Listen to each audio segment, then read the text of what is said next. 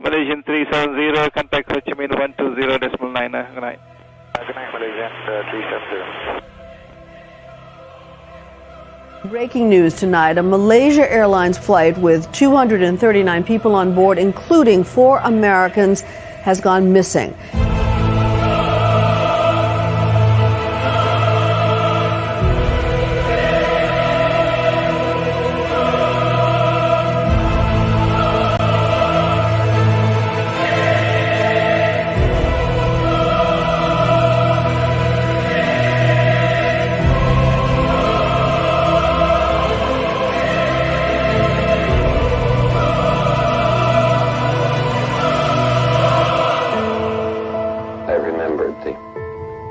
From the Hindu scripture, the Bhagavad Gita, Vishnu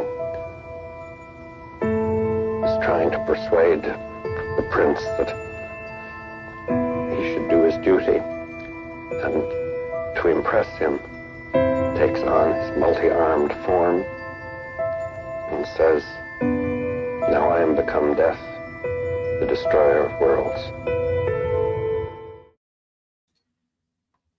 What up, chat? Welcome to the stream. If you thought streams were ending, you were wrong. Streams are still happening. I've been thinking about what the new model is going to be for the streams. I don't know yet. I don't know. But what I do know is we are going to watch this documentary about Pons and Fleischmann and the 1989 Cold Fusion. So tonight, no monetization, no advertisements, no commercials. We're going to hope we don't get copyright striked by these people whose video we're going to watch on stream, and we're going to see what happens with it. For all intents and purposes, this is a educational value, fair use stream. I'm not trying to make money off this person's work. I'm just promoting their work, so I will also shout them out. I put a link in the chat down below. Ultimately, we want to figure out what the hell happened with this cold fusion stuff in 1989. So we're going to watch this video. I think I just decided right now we're going to watch it on 1x speed. It's an hour long, and I will jump in and add some commentary. We may go on a little side quest here and there if we hear some facts or claims that we need to dig into. But there's a lot of good stuff in here. It's pretty good. Someone should get in touch with Sheila Rahman. She doesn't automatically qualify. Like, I would need a co-host that is like, understands some quantum mechanics, probably. Well, maybe I don't. I don't know. Anyway, forget that. Let's go on. Okay, here we go, guys. So, primer, Cold Fusion, 1989, Pons and Fleischmann start announcing that they have discovered what can only be fusion happening, excess energy, and potentially transmutation of elements, but not happening at temperatures of the sun. This is important because 0 point energy tells us there is this negative energy that's possible. And so we can basically manipulate nature to do the work for us. We don't need temperatures of the sun to have fusion occur. This is a mind-blowing thought. Wait, this can't be real.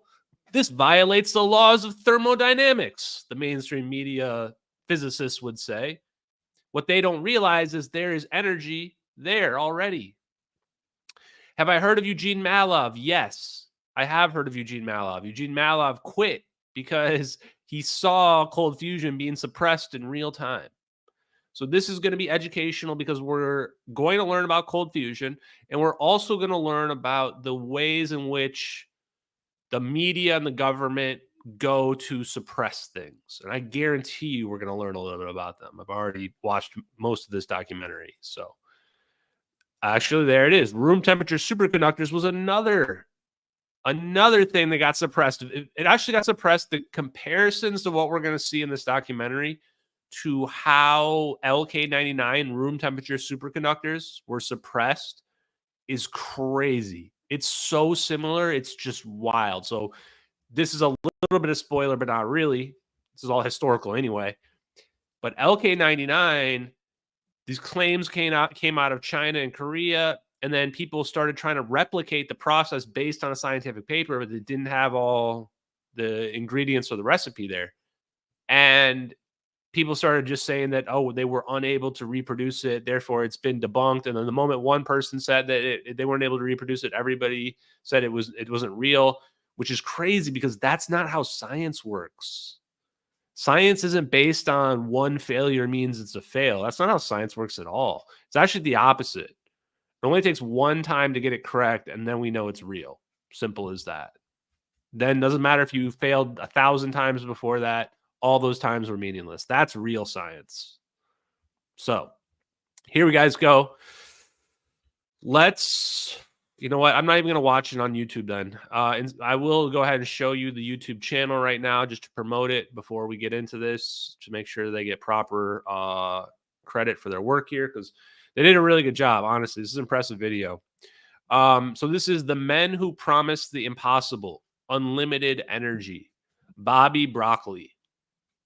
Has a lot of followers. So check out Bobby Broccoli. Thank you, Jason. Nice of you to say. Yeah, please hit the like on this. This stream tonight is only for educational purposes. No monetization whatsoever. No commercials. We're going to watch this documentary right now. Okay, so let me flip over. Thank you to Nebula for sponsoring this video.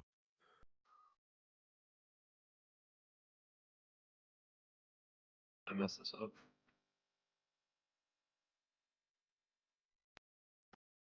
Okay, let's skip too far ahead, chat. I'm not going to mess with it. Utah, 1869. Promontory Summit. Located in the Great Plains almost 70 miles from Salt Lake City. It is the site of a moment in history. The last spike in the first transcontinental railway is being hammered in. There is media abound. Railway Baron Leland Stanford has the honor of hammering in that final spike. The moment he swings that hammer, a message is sent out across the telegraph network. Done. Except he misses his swing. Doesn't matter though. The spike is for show. A hole had already been dug, and the spike was placed into it beforehand. It's also not even full gold. It was iron painted with gold. And besides, right after the famous photograph was taken, they would remove it and put a regular one in after. People would just steal it otherwise. The golden spike is a symbol of the completion of a monumental task. The meeting of two industrial titans whose work cost millions and produced an engineering marvel that connected the Atlantic and Pacific Oceans with one final leg. A celebration of rival companies and the backbreaking labor of thousands of immigrants. It's the moment that made it into the history books, because it made for one hell of a photo. 120 years later, and just 64 miles to the southeast, a new Golden Spike ceremony is playing out once again. But instead of the Great Plains, we're at the Salt Lake City airport, in a FedEx office. There is a camera crew here. They're filming a grad student, Marvin Hawkins, and he's clutching an envelope. Inside it is the most important paper of his career. He's waiting for someone who will never show up. They had an agreement that they would submit their papers at the same time, back to back, a show of good faith. Marvin doesn't realize it yet, but he's just an unfortunate pawn about to be trampled in a much larger dispute. In about a month, he'd be fired, just months away from getting his PhD. The people he's waiting for right now had no interest in playing pretend nice for the media. This was war now. This was more than a potential Nobel Prize. Their discovery was the solution to the world's energy crisis, the key to eliminate the world's dependence on oil, the resource that was slowly killing the planet. Just days ago, Exxon Valdez had caused the largest oil spill in history off the coast of Alaska. The timing was almost prophetic. Today is Good Friday. Salvation was here, and it had been discovered in Utah. It was time to spread the good word.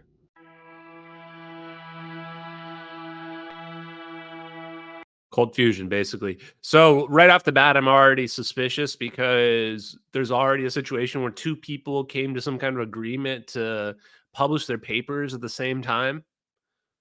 Like, I'm already just like, okay, so we already got a recipe for disaster, right? We already got emotions in this. Like, this shouldn't be a matter of like stealing as much credit as possible. It should just be a matter of making sure the information gets out to the people. But instead, no, we don't got that going on. Not a good sign.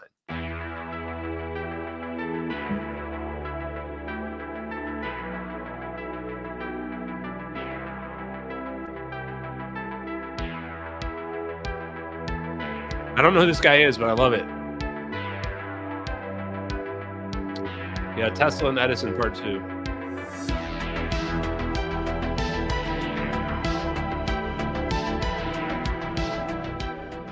Utah is not exactly the first place you think of when you hear about a scientific breakthrough. Let's be honest here, your mind almost certainly went to the Church of Latter-day Saints. The state was founded by the controversial religious group while they searched for a promised land to make their own, and they fought with the federal government for decades before they were eventually accepted into the Union. Notably, only after the church publicly disavowed their former tradition of polygamy. And throughout the 20th century, Utah as a state craved legitimacy in the eyes of the rest of the nation. The state spent years building up their image as something more than just the home of the Mormons. Their national parks and ski resorts attract millions of tourists each year. Now iconic films have made their premiere there at Sundance. They lobbied for almost 20 years to host the eventual 2002 Winter Olympics. But for every success, there would be a Utah story making national news for all the wrong reasons. In the 1980s, there were the deadly Salt Lake City bombings of Mark Hoffman. Another was a shootout with police involving an illegal family of polygamists. The issue was summed up by a local political pundit.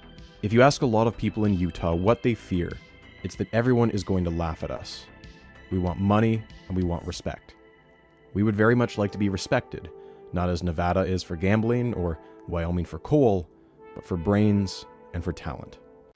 Who cares, man? If you care this much about what people think of your state, like that's a you problem. Who cares this much about what random anonymous people think of your state? Jesus, is this the world we live in? We don't deserve free energy. Despite its perception as a bit of an intellectual backwater, in the 90s, Utah had the second highest rate of high school graduates that went on to higher education. It's home to plenty of great schools, with the top two locked in an eternal rivalry with each other. BYU. Brigham Young University, located in Provo, is owned and operated by the Mormon Church, and it enforces a draconian and regressive honor code. But it has a good reputation. I'm sorry, BYU is run by the Mormon Church? How is that not a thing that I've known? It's actually run by the church. Isn't BYU the one where all these engineers generally come from, like massively disproportionate ratio? This is crazy to me. This is breaking my mind. What do the Mormons know? In the field of engineering and nursing. And then there was BYU's longtime football adversary, the top school in the state, the University of Utah, or the U for short. An all-around good research institute, its genetics program was respected all across the country. And it was also the birthplace of the now iconic Utah Teapot, the benchmark of 3D modeling. And its chemistry department was no slouch either, ranked within the top 20 in the country. One Utah resident wanted to improve those rankings, and he was going to do everything he could to earn his state the respect he felt it deserved, even if it cost him his job. Chase Peterson, like most people from the state, was a Mormon, although he was not a fanatical one. He had spent most of his early career out east and got a medical degree from Harvard and eventually became the dean of admissions. But his home state beckoned to him, and he eventually returned, becoming the president of the University of Utah in 1983. His time out east had taught him how to rub elbows with the wealthy and attract donors, skills he would desperately need as U of U was facing a period of steep decline. State education budgets were being slashed each year as Utah's whole economy slowed, and that meant that Peterson had to cut his school's budget 8 times in just as many years. If he wanted money, he either had to convince the government he deserved it, or he had to make friends in the private sector. And the way you go about that is by making headlines. Back in 1972, a U of U chemist announced that he had invented the first ever X-ray laser. After much excitement, no other labs could reproduce it, and it became jokingly known as the Utah effect. What Peterson needed was another one of those, but real. By the way, Chad, nobody knows what that is. Nobody, if you bring that up in a party, no one's gonna have any idea what you're talking about. The Utah effect, lasers, some bullshit. This is a lot of lore dump right now, everybody. I don't know why there's so much lore, but basically it seems to boil down to people in universities, their incentive structure is like money. And so they were basically trying to get as much money as they could to fund their lab experiments and do whatever it takes to achieve that. This time. His first real time in the national spotlight was when U of U doctors implanted the first ever artificial heart into a man named Barney Clark. Clark had long suffered from severe heart problems and was going to die without medical intervention. It was a groundbreaking surgery, and 70 reporters came from all over the globe to cover it. It was an intense 6-hour procedure, and Clark had severe complications, including seizures and breathing problems. Unfortunately, he died in hospital 112 days later. Yeah, so the X-ray laser thing sounds completely reasonable. I don't know why that's such a weird thing either. That's the weirdest part about that story. Anyway, let's keep going. Though clearly a step forward, it was not a success. Clark was intended to live much longer. The Utah effect had struck again. But despite the failure, Chase Peterson's handling of the announcement was positively received. He was a calm voice of reason who had a clear handle on sharing complex topics with the world, and he had high ambitions. His name was floated in political circles, potentially as a Democratic candidate for Senate. One more solid announcement, and he could maybe think about planning his next moves. It was just a matter of time until someone at the U came up with a real breakthrough.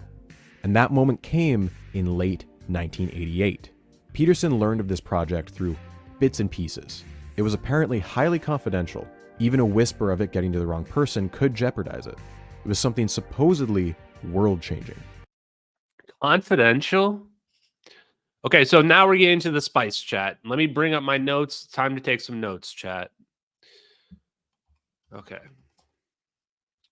So we're going to figure this bullshit cold fusion thing out. 100%. We're going to figure it out.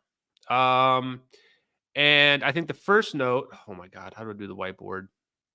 Chat, I don't remember how this works. Okay, I'm just going to make a notepad. Is that the cold fusion experiment was classified and tight. So they knew something was, they already knew what they were doing before they started doing it. So that's big because that potentially means that somebody already knew this was like a working thing. And they were like, hey, if we produce this, like we'll be able to show the world. So there was intention. Let's keep going. Two professors in the chemistry department had been working on something for years in secret.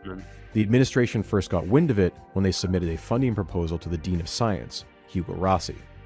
Rossi had read it, but the implications didn't click until he woke up in the middle of the night. The first thing he did the next morning was call the scientist and ask quite bluntly, "Are you building a bomb?"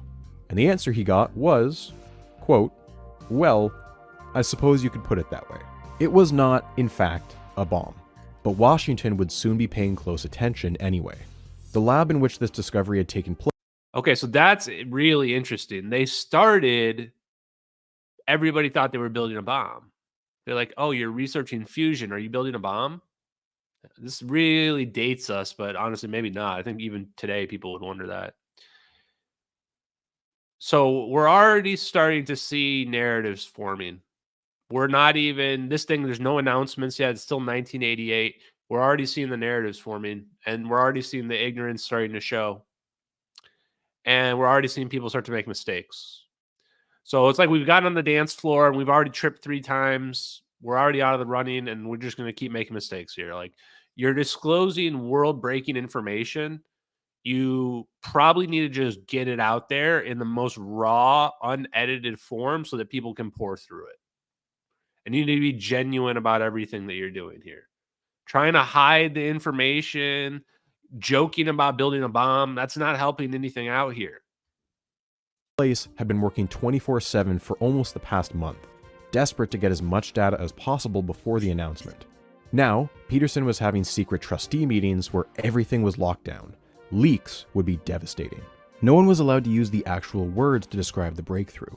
It was referred to simply as the F word. Although secrecy was of the utmost importance, Peterson was rumored to have spoken to the governor of Utah in late 1998 and told him that his school may soon win a Nobel Prize. So these guys were already popping off. Like, this was not something where it randomly happened upon this, right? There's too much planning.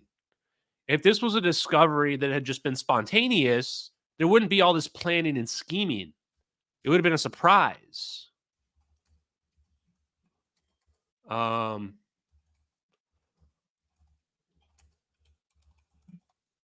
Pretty wild. They're already bragging to the governor. We're gonna win a Nobel Prize. Yeah, if you unless you underestimate the media and the government, maybe do you guys think that Pons and Fleischman maybe underestimate the media, the government and the media? You can never go wrong. Wait, this goes full screen. You can never go wrong underestimating the ignorance of the public. You can never go wrong. On March 13th, 1989, the school filed its first patent, the first of several. By March 16th, Peterson called an emergency meeting with all their lawyers and the 2 scientists. Peterson and the lawyers were in agreement. The time was now. If they waited any longer, it would jeopardize the patent applications. The 2 scientists, however, are reluctant, but after a long argument, they are slowly swayed. They realize the gravity of the situation. Years later, Peterson will argue that if they had stood their ground, he wouldn't have forced them to hold the press conference. And yet, the recollection of another attendee was that one of the 2 scientists was on the verge of tears. Whatever the case, the decision had been made. The press conference was scheduled for 1 p.m. Mountain Time, March 23rd, 1989. The media was given just a single-day advance warning. Campus security is deployed around the chemistry department, locking down access to the basement lab where all of this had started. The room is packed. TV crews capture the whole thing, which will last for a little over half an hour. This is a moment in history. First, let's get the news of that scientific breakthrough at the University of Utah. Brian? It's a late story. Thanks very much, Carol and Keith. Good afternoon, everyone. In about an hour, researchers at the University of Utah are scheduled to make an announcement that they revolutionize the way we energize our world. Chase Peterson and his VP, James Brophy, welcomed the journalists to the talk. Peterson, knowing full well his words will be broadcast across the country, makes sure that everyone knows this discovery happened at his school. This university prides itself, whether it be in creative writing, or dance, or chemistry, or genetics, or artificial organs, in a long tradition of intellectual freedom, intellectual excitement, and a willingness to try new ways to solve old problems. Those minds and that knowledge are then dedicated to the benefit of the people of the world generally, and to the cultural and economic well-being of the state of Utah specifically.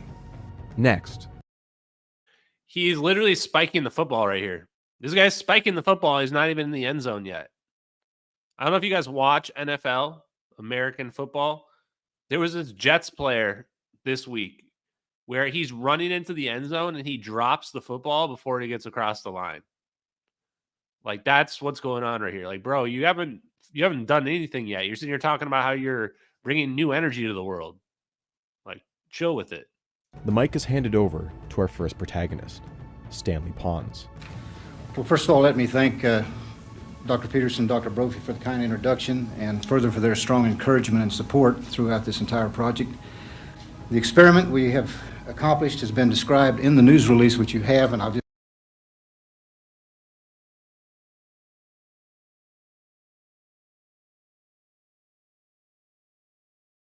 Sorry, we're going off script here for a second. I want to address this question. Robert Duncan said a Danny Jones podcast, these orbs are seeing a lot of people are actually holograms made with femto lasers. Yeah, they're not holograms. I'd say that Robert Duncan doesn't know anything about plasma, most likely. That would be my true opinion. And when people say holograms, I don't know what the fuck they're talking about, man. Like, well, what do you mean exactly?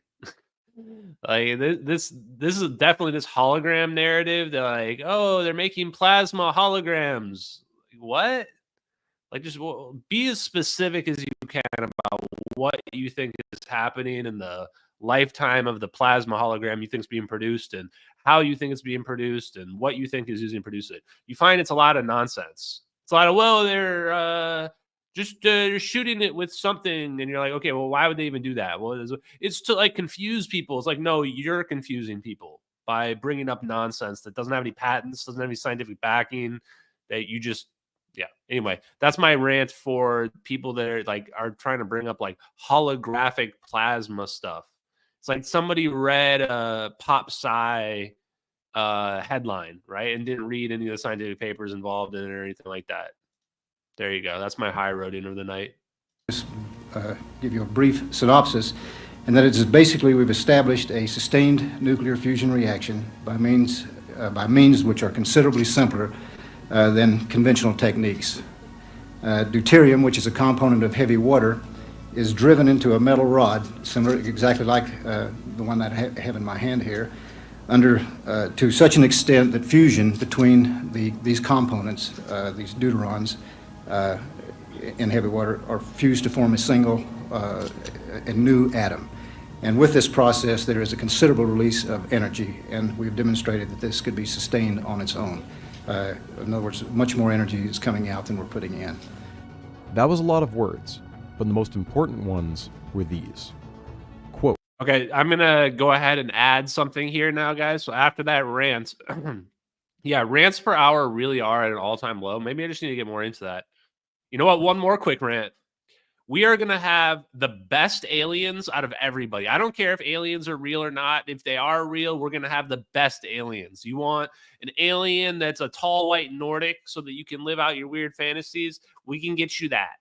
If your weird fantasies have to do with purple or blue aliens with big butts, we'll do you that as well. If you're into the insectoid or crab people, the mantis people, we got you some of that.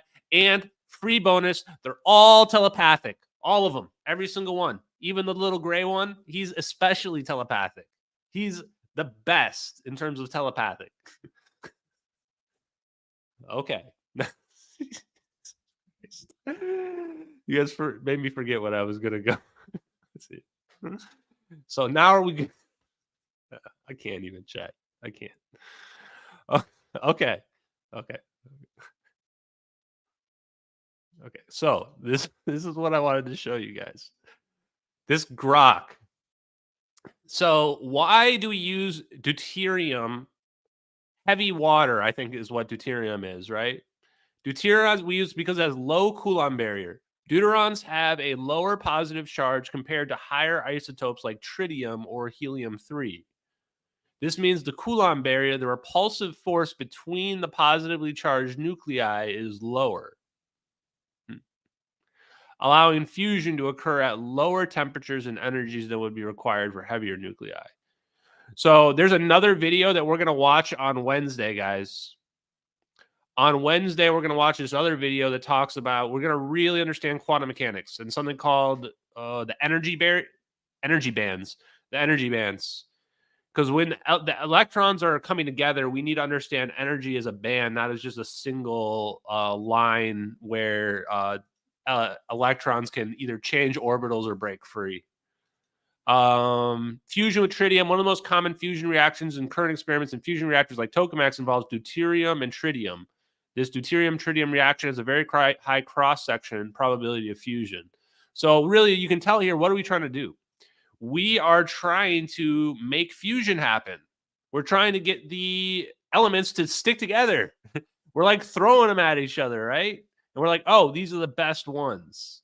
Because I think they're saying here their energy band is at a lower level, whatever, it's better. Fusion with tritium, this is also better.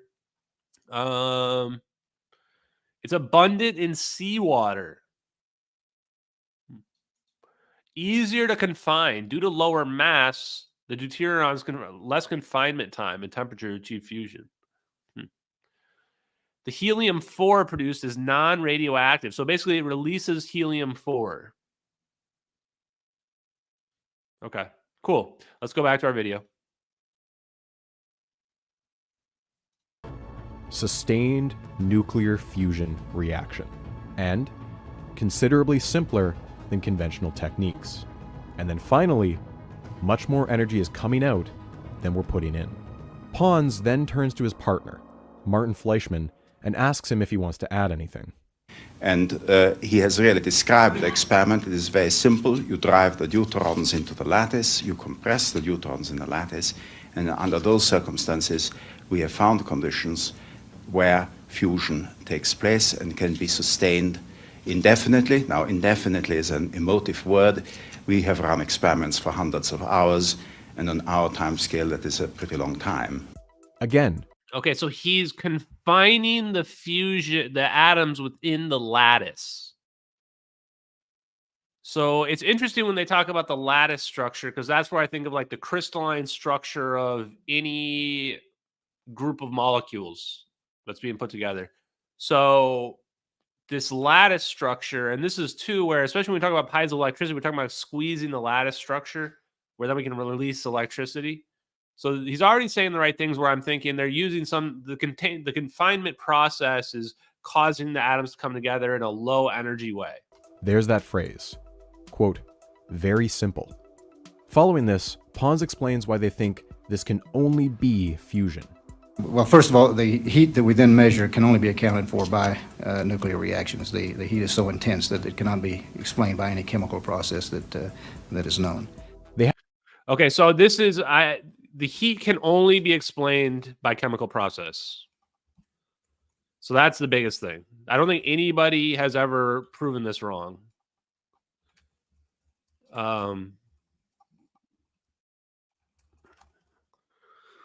So you need to remember that going all throughout this. Why is that so important? Because when we're going to listen to some of the people debunk this, you're going to find they're never going to be able to debunk the fact there's too much energy being produced. It's producing coefficient of performance greater than 1. How is it doing this? So even if somehow, like I'm going to just kind of skip ahead and throw this thought out there, is that proving the transmutation is the most controversial part of this. The part about producing excess heat seems to be, people don't really disagree with it. They just ignore it. Have some additional evidence too. The other evidence is, of course, that we have direct measurements of neutrons by measuring the gamma radiation which builds up in a tank where one of these cells is under operation. We can measure, have a gamma ray spectrum. In addition, there is a buildup of tritium in the cell, which we measure with a scintillation counter. Radiation. Again, a clear sign that this is a nuclear effect. I would think that it would be reasonable within a short number of years to build a fully operational device that could produce electric power or to drive a steam generator. Fleischmann quite clearly explains that for every 1 watt they put in, they get 4 watts out. We have run cells now generating in excess of 20 watts per cubic centimeter. In terms of percentages, that's 300% excess heat. This is astounding. If I might just add, it is clear, it has been clear for 3 or 4 decades that the promise of virtually unlimited radiation-free energy is something that is worth spending perhaps billions of dollars on. We would also like it to come to the benefit of the economy of Utah. That's not always easy to guarantee because ideas aren't contained by borders, but perhaps ownership and patents are. The conference has one very brief mention that a peer-reviewed paper has been submitted. It has not yet been published. If you were only paying attention to the tone of their voices, you might think that this was something as mundane as the renaming of a campus building, not the unveiling of a world-changing technology. Rumors leading up to the conference said that any number of prominent politicians would personally attend, including the president, the vice president, or UK prime minister, although none of these were true. But the existence of such rumors conveyed just how monumental this announcement was. So they did the announcement before the paper had been peer-reviewed. Oof, big mistake, man. Big mistake. So they basically put a giant target on their backs. And you know, we know exactly what happened. Why? We saw the Veritasium video. Veritasium makes a video saying electricity does not flow through wires. Energy is not flowing through wires. Factual statement. What happens? Every YouTuber engineer starts debunking it, claiming it's not this. He doesn't understand basic physics. He's violating causality. All of them are wrong. They're all idiots, every single one. None of them understands a single thing about electrical engineering or where energy is even coming from. Some of them, millions of followers and subscribers on YouTube. And this is most likely, this is what I'm getting the feeling. I'm not committed to this belief, but this is what I'm thinking is going to end up happening here to Pons and Fleischmann. We're getting a really good idea of the backdrop for what was going on when this announcement happened.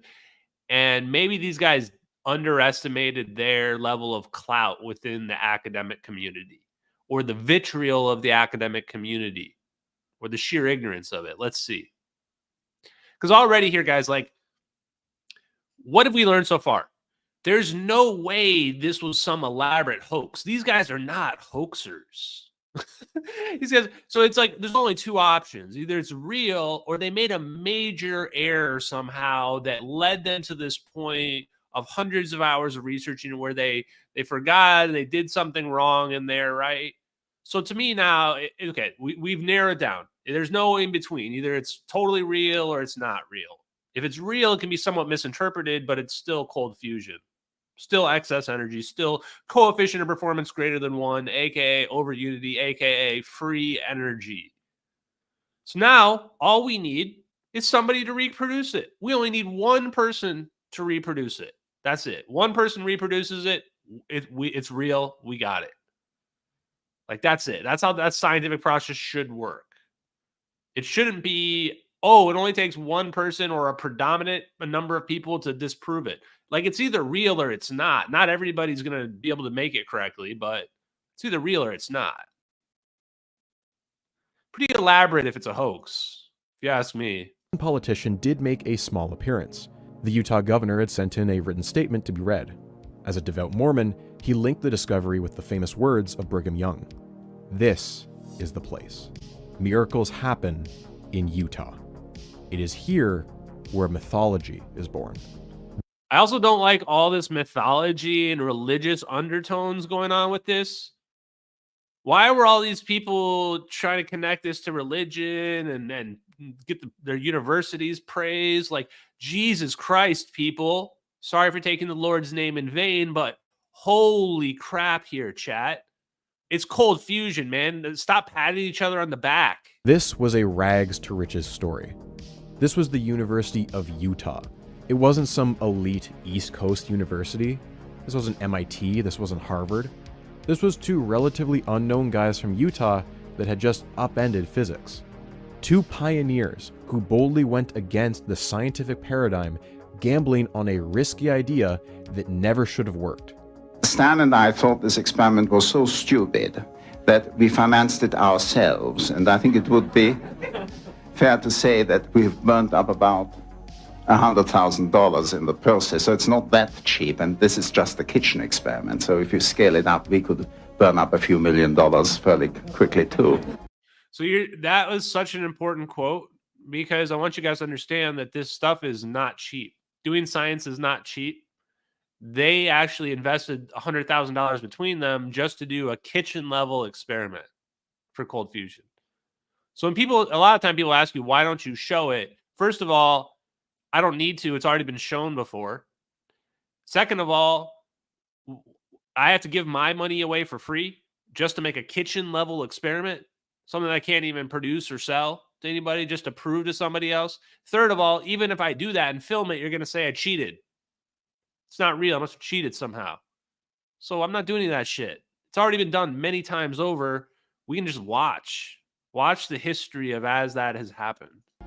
Stanley Pons and Martin Fleischmann are not remembered in the most positive light today, for reasons you'll soon come to understand. But one trap their critics sometimes fall into is underplaying their achievements prior to March 23rd, 1989. I think it's important to make clear that among their peers, Pons and Fleischmann were well-respected and productive scientists. That's what makes their fall from grace all the more tragic. One thing that comes across even in just these short clips is that Stan Pons is not very comfortable speaking in front of crowds. He stumbles over some of his words and trails off at the end of sentences.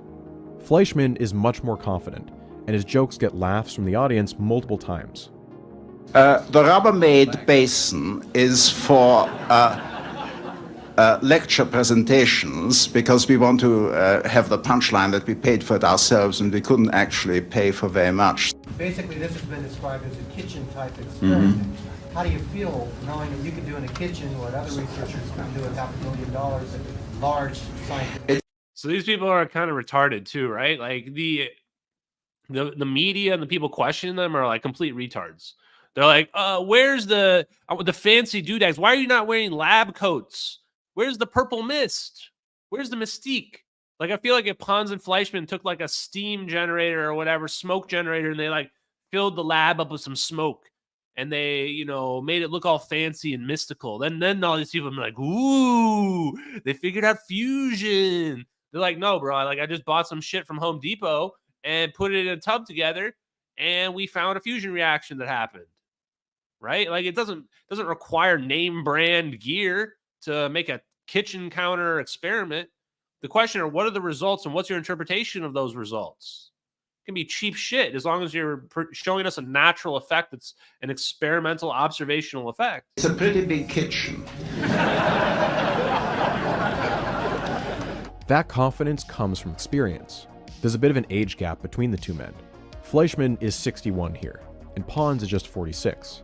And while Pons has a solid resume, Fleischmann's is extensive. Born in Czechoslovakia, he grew up in the UK and made a name for himself there as a prominent electrochemist. Electrochemistry is a particular niche that's fairly simple to explain. They study electricity that induces chemical reactions, or chemical reactions that generate electricity.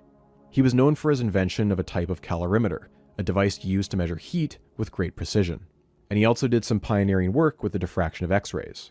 In 1986, he was inducted into the UK's Royal Society, which is essentially a Lifetime Achievement Award in science, placing him among the greats such as Isaac Newton and Michael Faraday. He was, quote, more innovative than any other electrochemist in the world. And Marvin Hawkins, the PhD student, once said of him, "You meet Fleischmann and you're going, wow, if I can spend just a month with this guy, I'll be a god myself." Fleischmann's renown as an elder statesman was no doubt a major contributor to why so many people took the announcement seriously. He would not simply rush out to make a bold claim without plenty of evidence to back it up. Stanley Pons was much more of an unknown. He had taken a more meandering route in his career. Born in North Carolina, he quit academia for 10 years to work for the family business before eventually returning to get his PhD in 1975. And he earned it at Southampton, which is where Fleischmann became his mentor and eventually his friend. After hopping around a bit, he landed himself a professorship at the... Were these guys getting broke back? It's not really relevant to the story, but I just find it might add more drama. So basically, Pons comes out of nowhere. 1975, he's been working for his family's business. Is like, oh, I got to go get a PhD all of a sudden. All of a sudden, you're like 35, 40 years old. You got to get a PhD. Oh, and I got to go do it in London. I'm going to work under my buddy, Fleischmann. He's going to teach me everything.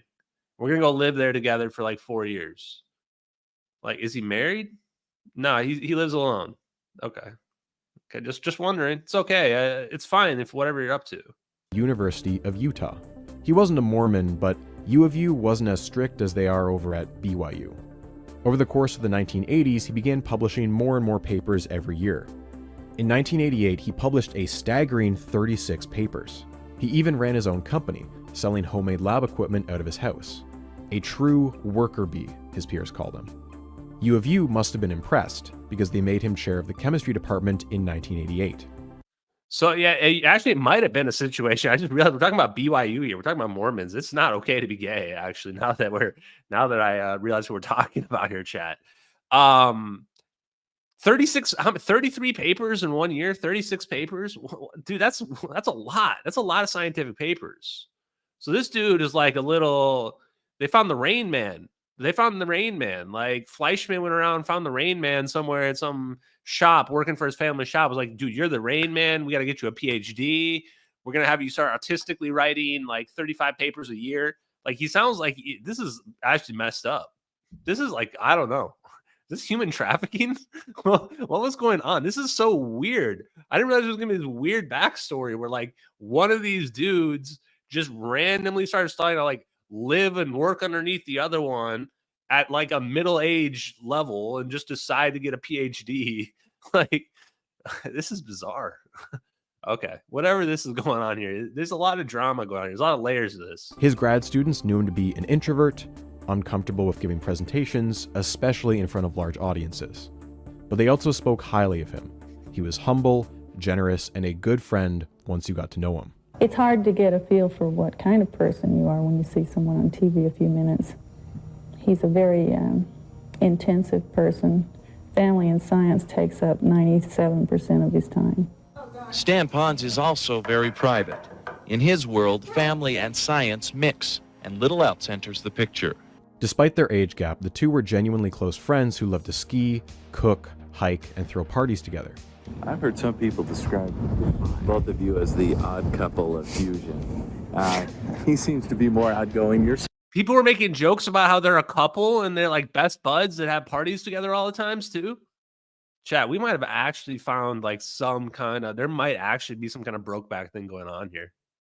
Wow, this would be wild. What a twist if the cold fusion stuff turns out they were like Mormons living in Utah and they had a secret relationship that they couldn't tell anybody about. And they also figured out cold fusion free energy. Damn, guys, this one, we could sell this story to Disney. Shit, it's got all the DEI requirements in it. Make one of them black. Just race swap one of them to be black. It can be Eddie Murphy can play one of them. So private. Yeah. Does that fit? I think so. By the mid-1980s, Fleischmann was effectively retired, but he had set up an arrangement where he'd split his time between his labs in the UK. The sequel, Brokeback Laboratories, chat. It's a sequel. And visiting Pons at U of U as a visiting researcher. The duo's dynamic was very obvious. Fleischmann was the ideas man, and Pons was the one who tested the ideas out. Before this historic day, they had published close to 30 papers together. Fleischmann, who's based in England, has spent 4 months each year at the university on the project. Checks every fucking box, chat. Checks every box. So they wrote like 30 papers together. This is just bizarre. This is actually getting weird. In between, not for the reasons I thought, though. Both men rack up $400 a month phone bills. Chase Peterson told a CBS report. Why is there a random drop about $400 a month phone bills? What is that all about? $400 a month for phone bills? For long distance calls in the 90s? Reporter later that day 80s? That this research may win Pons and Fleischmann a Nobel Prize. Although they never actually say these words in the announcement, the world will come to know it as cold fusion. Even if you have no idea what it means, you very likely heard those two iconic words before. Marvin Hawkins, the group's PhD student, recalls Fleischmann telling him that everything was going to change after that day. For the better or for the worse, he didn't specify. But Hawkins realized soon that it was going to be for the worse. This press conference should never have happened. Pons and Fleischmann had wanted an extra 18 months before going public. Pressure outside their control had forced their hand. There had been a leak. And so against their better judgment, they gave a press conference that doomed their careers and forever tarnished their reputations. What do they mean there's been a leak? What are these guys talking about? They're talking like they're spies. Is there some government connection here? Like, how many people were working in this laboratory? Like, is it Roy from The Janitor? Like, what do they mean leak here? These guys are like, they got this full Brokeback relationship. There's no way either of these guys leaked it. Was there a third wheel in this situation? I gotta know.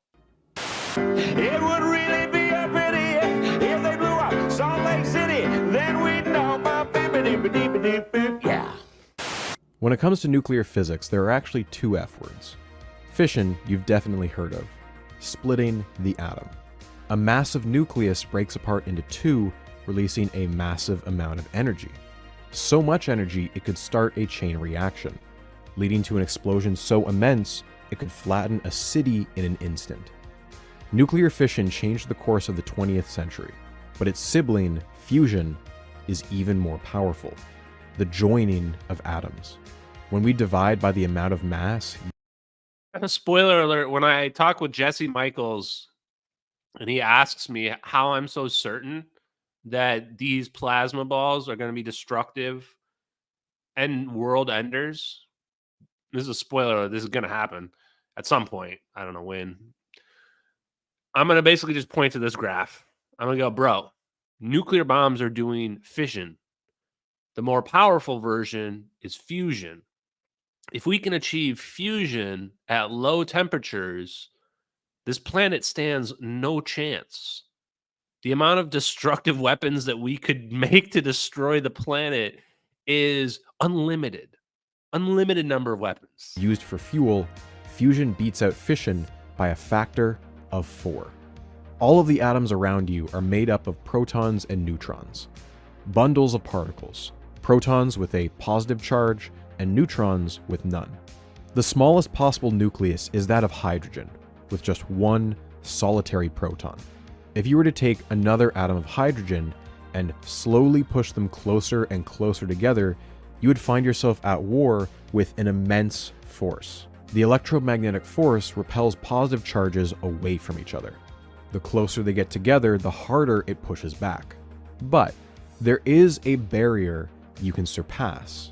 If you were to supply enough force, enough heat, enough pressure, you can get the protons close enough together and a new force dominates, the strong nuclear force.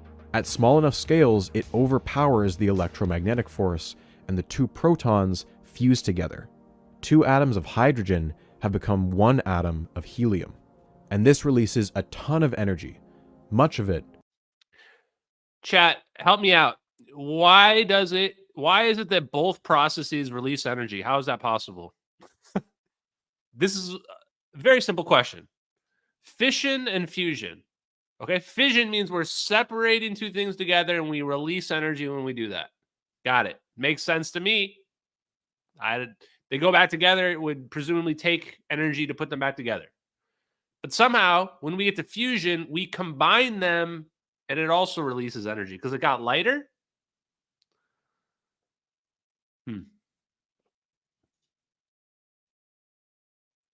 I just think it's interesting that both processes release energy. In the form of heat. Self-sustaining fusion has been one of the holy grails of physics since the concept was first theorized in the 1920s. The idea that an initial fusion would release enough energy to kickstart a chain reaction, unleashing more energy than it took to start the first one. So there's the secret, right? Cause a chain reaction to happen. You cause your chain reaction to happen, and now you have this fusion runaway occur. This makes sense. You cause your chain reaction to happen in your plasma, and you're going to have your coherent ball of plasma, right? And it's just going to be persistent.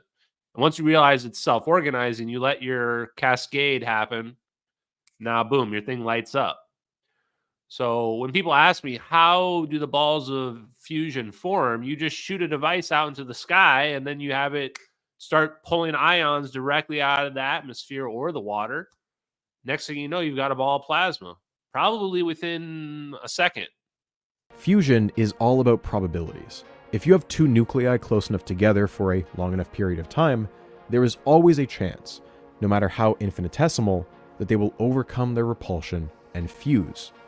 The other thing I need to point out here is Ken Shoulders' EVO work. Now, Ken Shoulders doesn't generally use positives here to explain it. Instead, he uses electrons, but the electrons should be repelling each other the closer they get. But in plasma EVOs, Ken Shoulders noticed that the electrons are clumping together.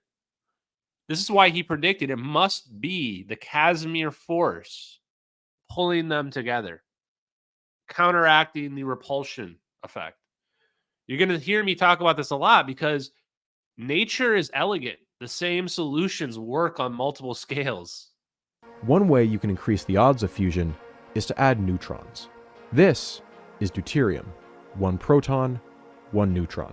Although it sounds like another element entirely, it is really just a variant of hydrogen.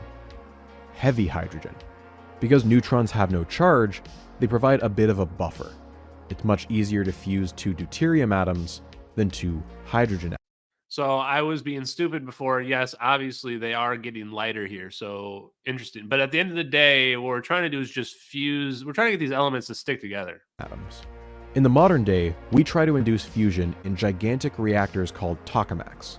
Yeah, so we're basically being retards. Tokamaks is a huge scam. Huge scam. Why is a tokamak a scam, chat? Just look at what you're looking at right there. We're basically trying to heat it up and get it hot enough that a fusion cascade reaction occurs. That's not the answer at all. That's not the answer at all. The secret isn't to heat it up. The secret is to try to force a gravitational well where they're naturally coming together. And how do we do that? The Casimir effect. The Casimir effect is the answer. The Casimir effect causes there to be a negative energy pressure difference. It's exactly what we need. You create a Casimir effect, what's going to happen to the atoms that flow through it? That's what's going to happen. Fusion. Doesn't even have to, and then it's just a matter of efficiency, but that's what's going to start happening. No wonder hot fusion has never been successful, because they have a flawed premise to begin with. They understand the idea of the toroid. They just don't realize all this shit around the toroid. You don't need all this shit. You can use nature and have nature naturally form a toroid without a metal containment device. Donut-shaped rooms that trap protons with immense magnetic fields. However, despite our best efforts, the energy we get out is always less than the energy we put in. That's not true. Self-sustaining fusion has only been observed in 2 places. Here's the first. And here's the second. An immensely huge ball of gas that warms our planet and grows our crops, and the H-bomb, a device so destructive that if it was used for its original purpose, it would doom us to extinction. Sustained hot fusion in a lab would fundamentally alter our society. But hot fusion was not a widely used term in the 1980s. When physicists spoke of fusion, it was implied that it had to be hot. Of course, that all changed on March 23rd, 1989. Like any good mythology, the early history of their cold fusion project has varied over the years. Fleischmann has said that they were inspired during a hike in Mill Creek Canyon. Later that day, they pulled an all-nighter, frantically writing down calculations and sketching out an experiment. Shall we tell the truth? Yeah. It was in one of our Jack Daniels phases. According to Fleischmann, their convo went a little like this. Quote, "It's a 1,000,000,000 to 1 chance. Shall we do it?" To which Pons said, "Let's have a go." Fleischmann's decades-long career meant he was familiar with dozens of material systems, and he had done extensive work with palladium. Palladium is a decently rare metal which can absorb surprisingly large amounts of hydrogen. It was almost like a metal sponge, and he wrote about it in a paper as early as 1948. A palladium lattice can absorb about 900 times as much hydrogen inside the same volume, and as it fills up, it also expands slightly, and the internal pressures increase dramatically. The effect is the same if you swap out hydrogen for deuterium. Fleischmann's thinking was that you could load up a palladium lattice with so much deuterium that it would compress the atoms so tightly that some of them could undergo fusion, and all that could be done at room temperature. A colleague at Southampton said that Fleischmann mentioned this idea to him as early as 1974, but it wasn't until he went to Utah to work with Pons that he had someone willing to try it out with him. In order to load the palladium with deuterium, they devised the following setup. They take a battery and hook it up to 2 electrodes. One is platinum and one is palladium. Next, they submerge this into a giant water bath. Except this isn't regular water, H2O. This is heavy water, D2O. The hydrogen is replaced with deuterium. Heavy water is not exactly common. It makes up only about 0.0156% of the Earth's total water. But for chemists, it's easy to get their hands on. Next, they dissolve some lithium into the heavy water. Lithium is a conductor, and they plan to run electricity through the water. When the electricity is turned on, the heavy water molecules, D2O, are split apart through electrolysis. They separate into oxygen and deuterium. The oxygen is negatively charged and floats over to the anode, and the deuterium is positively charged and floats over to the palladium cathode. The palladium acts as a sponge and absorbs the deuterium atoms. And theoretically, when the palladium is loaded up with as much deuterium as physically possible, fusion might occur. How would they be able to tell, though? by measuring the temperature of the water. If the heat energy released was more than the amount of electricity pumped in, that would be excess heat, a potential new energy source. Although it takes some work to get, oceans have enough heavy water to last us centuries. Certainly much more renewable than oil or natural gas, and with none of the pollutants. This experiment was not an entirely new idea, however. In the 1920s, a German group was trying to find a reliable way to produce helium. Following World War I, Germany had been banned from importing it, so a reliable way to make it in a lab would be a game changer. So we figured out chemical process by which we can force fusion to happen from the hydrogen being confined in the lattice of the palladium. It's very smart, actually. I can see why a chemist would figure that out. So chemist understands the chemical compounds. So electrolysis forces the water to break apart, the deuterium to break away, and then this is what causes this to happen. Yeah. And I can also see how this is a very kitchen top experiment, right? Like, you're talking about just proving the concept. If you want to take advantage of this, there's probably other ways to pull it off. One way right away I was thinking of was that piezoelectricity. Piezoelectricity has to do with squeezing the lattice. So if you can cause a pressure to happen in your lattice, maybe we can convert some of the electricity, some of the energy into electricity through piezoelectricity. Piezoelectricity, I think, might be the secret. Or not just piezoelectricity, hold on, wait for it, chat, wait. Thermoelectricity. Thermoelectricity is a direct conversion of temperature differences into electrical voltage. That's very interesting when we're dealing with an output that is mostly heat. I knew Crypto Alchemist was going to know about the electrolysis. Anyway, let's keep going. We're a little bit behind. They had tried loading palladium up with hydrogen and saw some evidence of helium. However, this work was fairly obscure, and it had been forgotten about for decades, largely because the authors eventually retracted their work. They realized they had made a mistake. The helium they were seeing had been absorbed from the air and not produced via fusion. Of course, the neutron wasn't even discovered until a few years later, and so they wouldn't have known to use deuterium rather than hydrogen. Fleischmann had heard of this work before, as he briefly overlapped at the same school as one of the authors in the 1950s. And so, all these years later, Fleischmann had taken that general idea, but swapped out hydrogen for deuterium. Pons and Fleischmann said several things in this press conference they will later come to regret. The first was calling the phenomena a sustained fusion reaction. The second was claiming that the experiment was, quote, very simple, and implying it would be easy to reproduce. Looks pretty simple. Fleischmann will later say he regrets doing the press conference at all. He knew that by going public like this, they were opening themselves up to more scrutiny than they'd ever seen before.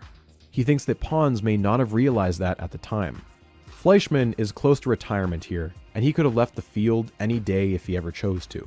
When they write his obituary, cold fusion will be just a paragraph among several in a long and successful career. Pons, though, is younger and with children still in school. He was not prepared for how this would upend his life. By the end of it, he will be left so defeated that he'll give up his U.S. citizenship. We did it for the first time anywhere. A big step forward in a little test tube. What could be the discovery of the century. The dawn of a new nuclear age. They have successfully maintained a nuclear fusion reaction and generated more energy out than they put in. It was like an avalanche. There was no news channel you could flip to that wasn't running a cold fusion story. Most of the initial headlines portrayed the announcement as an earth-shattering discovery that may change physics as we knew it. This was a potential solution to the energy crisis. Clean nuclear power. Period. At an affordable price. 1 cubic foot of seawater contains enough deuterium to produce 250,000 BTU of energy. It would take 10,000 tons of coal to equal that kind of energy. No more acid rain from burnt coal and other power plants. And the exhaust of the automobile's internal combustion engine would be a thing of the past. Nuclear fission had become a political nightmare following the Chernobyl disaster, and the Exxon Valdez oil spill had occurred literally the same day as the announcement. The fact is there are a lot of people, including the Chase Manhattan Bank, who are going to find themselves broke if oil doesn't stay at $20 a barrel. The Middle East crisis gets settled just like that because there's nothing to fight over. The headlines wrote themselves. Two local papers, the Salt Lake City Tribune and the Deseret News, would religiously follow the story with a sense of hometown pride. In the latter case, I mean that literally. Deseret News is owned by the Mormon Church.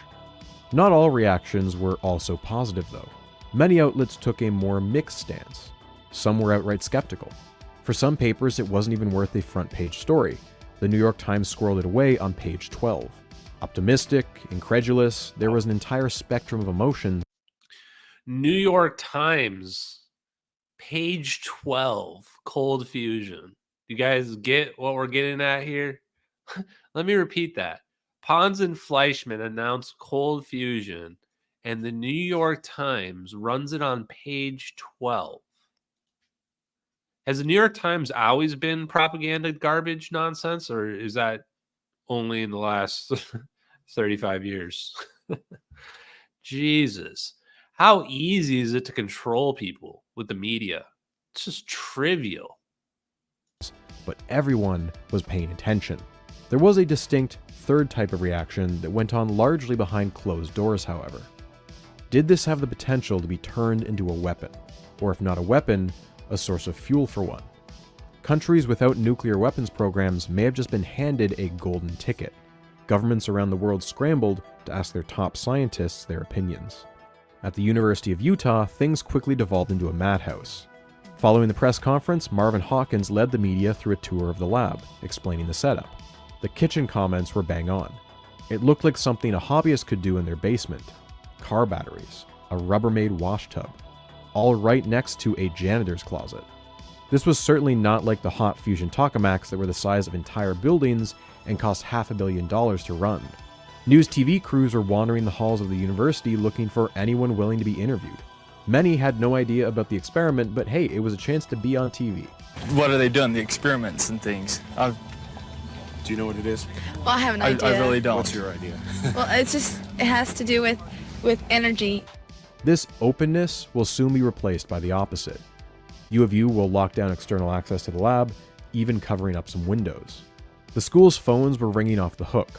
Hundreds of calls a day, from every walk of life. Politicians like Al Gore called in, offering congratulations. Pons got personal calls from Edward Teller, the controversial father of the hydrogen bomb, and Carlo Rubbia, director of CERN. But they were also flooded with random people looking to invest, or cranks who wanted to talk about their pet conspiracies. Fleischman and his wife were quickly assigned a pair of bodyguards to follow them wherever they traveled. Soon, Pons had to change his home phone number, otherwise it would be ringing all night.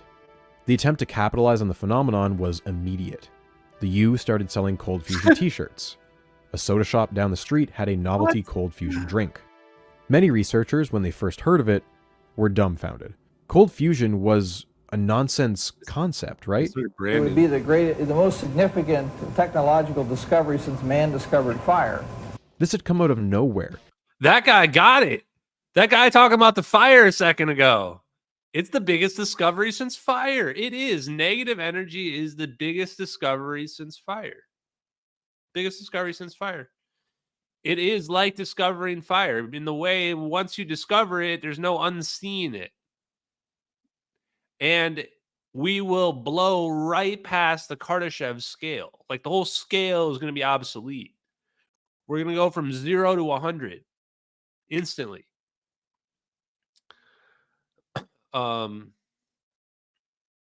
If anything, you'd expect it out of a place like MIT. Oh, the other thing too is the money. The big factor, a big factor involved in this cold fusion thing was the budget. You can see the budget issue coming up here. Pons and Fleischman, people go to the lab and they're like expecting this extravagant purple mist. They need the fog generator running, right? Maybe some spooky music in the background. They need some visual effects. They need something glowing at them. And then they'll go, oh, cold fusion. But no, instead they got a kitchen-made rubber bin and some car batteries. And they're looking at this and they're going, this is janky as shit. You can't have discovered cold fusion. This is janky. Like, that's literally how stupid we are. And they're going, no, only these people who've been spending all these years on hot fusion with their billion-dollar budgets from the federal government. Those are the people that are the real scientists. What have they outputted? Literally nothing. Literally never accomplished anything. But you know what? We're going to throw them billions of dollars. Random dudes with some fucking Home Depot shit that they just rigged together in their lab and were able to show that cold fusion can happen at cold temperatures. Yeah, no, that can't be real. That can't be real. We need that to not be real. Or one of the big federal labs like Los Alamos or Oak Ridge. Some didn't even dare touch the subject. Quote, "It's gotta be wrong. I'm afraid we'll look like idiots if we're seen trying this thing." It's gotta be wrong, right? Already we can start to see what happened, right? We're getting a pretty clear picture. Everything was a disaster to begin with. There was maybe a Brokeback situation going on. Maybe this third wheel guy involved as well. We're not going to speculate too much on that. Not that relevant. Everybody was making mistakes left and right. We've got a money interest involved here as well.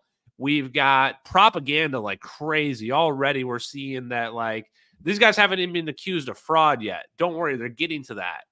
But before they get to that, they've already decided that your situation is janky, your lab was not clean enough. You know, it doesn't matter about your past credentials or any of that. We've got people trying to take glory already. The university literally made fusion with the U-shaped memorabilia already. Like, Jesus, this thing was already like wild out of control. But on the other hand, Pons and Fleischmann were not complete nobodies. They had some level of credibility, and they wouldn't make an announcement like this without solid proof. And hey, Fleischmann had said that the experiment was very easy to replicate, and the materials were cheap and easy to get. Why not take a week to try and get their own versions going? This was basically just a modified electrolysis setup, quite literally something that high school students do in their chemistry classes. You just needed some palladium and some heavy water. Those who were quick on the draw were lucky, as soon palladium stock prices were about to spike. But in the past 2 months, palladium has been the most profitable mineral. I think we ran from about $142 up to $180 at one point in time. Some groups even managed to track down Pons and Fleischmann's supplier, Johnson Matthey. Although their palladium was standard stuff they sold off the shelf, they did start marketing it as, quote, fusion grade. And so began the cold fusion mania that swept the United States. The palladium manufacturers started branding their palladium as fusion palladium. Amazing, chat. You probably don't even need palladium to make this happen. It's probably just a good, material. Now, maybe it is the best one. I have no idea. But this was not just an American phenomenon. Cold fusion had captured the attention of the entire planet. But as scientists around the world attempt to recreate the experiment in their own labs, fusion has turned to confusion. I've logged 63 or 64 laboratories trying to do the thermal experiment, and I can say honestly that not one of those laboratories is doing it the same way that we did. Okay, that's what I wanted to hear right there. What was the timestamp of this? 37:14. 37:14. I've been waiting for that exact quote. 60 laboratories, and none of them are doing it the way that we did it. Red flags all the way across the board. Why?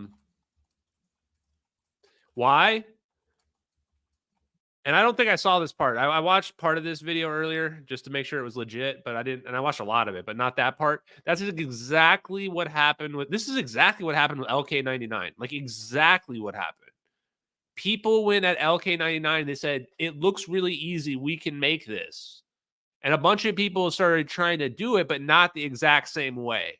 And so the results were shit. And then they came out and said, it doesn't work. They're liars. They're fraudsters. And then the whole thing was forgotten about. Hell, in the LK99 situation, we have literal videos of levitation. Not just one, two, multiple videos of levitation. This is the exact same thing. Even in a situation where we have video evidence where we're staring at it. Somebody's using a cell phone to record a video of flux pinning. We can tell this is not a visual effect. They're literally interacting with it. You can even see the flux pinning effect right there. So important. And so we know it's real. We can see it with our eyes. I don't need recreations. I can see it with my fucking eyes, okay? If you want to recreate it, then you'd be recreating for commercial purposes. So this is why they don't give all the secret sauce. They don't care if you believe it or not. They know it's real. It didn't take long for them to realize that the announcement lacked a bunch of critical details. Here's just a short list. What size were the palladium rods? How are the rods made? Are they machined or cast? Is the surface of the rod baked, etched, or left alone? How much deuterium needs to be loaded into the rods? How long did it take to load the deuterium? Hours, days, weeks? What current should you supply? Should the current change over time? Which electrolyte do you add to the water? Was there any stirring done to the liquid? All legitimate questions that could have a major impact on the results. Everyone knew that a paper was in the works, but only a select few had managed to see a copy. Most of what people had to go on was a story that evolved into a key part of cold fusion's mythology, the meltdown. The meltdown is supposedly the first time Pons and Fleischmann saw something that might suggest fusion. Exact dates for this meltdown are inconsistent and hazy. They stretch back as early as late 1984 or early 1985. Why then specifically? Well, notably, it would be the earliest possible time where they could have come up with their experiment, but also late enough that both Pons and Fleischmann had fully left their prior jobs at Southampton and the University of Alberta. Any potential patent rights would fall only to them and the University of Utah. According to the mythology, they had been loading a palladium electrode for 7 entire months. And then one night, Pons had instructed his son Joey, who was working in the lab, to adjust the current running through the cell. His son did as he was asked, left, and then returned hours later to check on the experiment. What he saw was astounding. A 1 centimeter cube of palladium, which is a melting point of 1500 degrees, had fully melted. Exact details are, again, inconsistent. In some versions of the story, the rest of the setup melted too. In others, it was a mini explosion. In some versions, Joey had lowered the current. In others, he had raised it. There is one detail that remains consistent, though. There was a hole in the concrete floor 4 inches big. At least one independent source, Pons' grad student, Kevin Ashley, confirmed that he saw the hole the next day. Something had generated a shocking amount of heat. So much heat that it could not have been explained by any chemical reaction. The only logical conclusion, according to Pons and Fleischmann, was that something nuclear had just occurred. And it was stories of this meltdown that supposedly convinced the university that this discovery was genuine, leading to the eventual press conference. And yet, there exists no official university records of this meltdown from the time it supposedly occurred. Fleischmann, years later, claimed that they had covered it up out of fear of having their experiment shut down as a clear fire hazard. But regardless, the meltdown story would be a particular point of fixation among scientists. Because even though the story lacked hard numbers, it still implied them.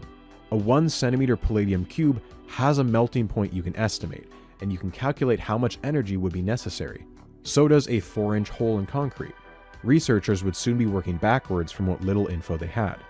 The first week was a mad dash to uncover as much information as possible. Researchers phoned their friends to brainstorm, faxes of rough drawings and calculations sent out across the country. People even analyzed footage of Pons holding one of his cells and used the size of his wrist to try and guess at the dimensions of the cell. There are even alleged reports that some people managed to crack their way into Pons' personal email hoping to snoop for answers, but found nothing of interest. Back then, the internet was still in its infancy, and barely anyone called it that yet.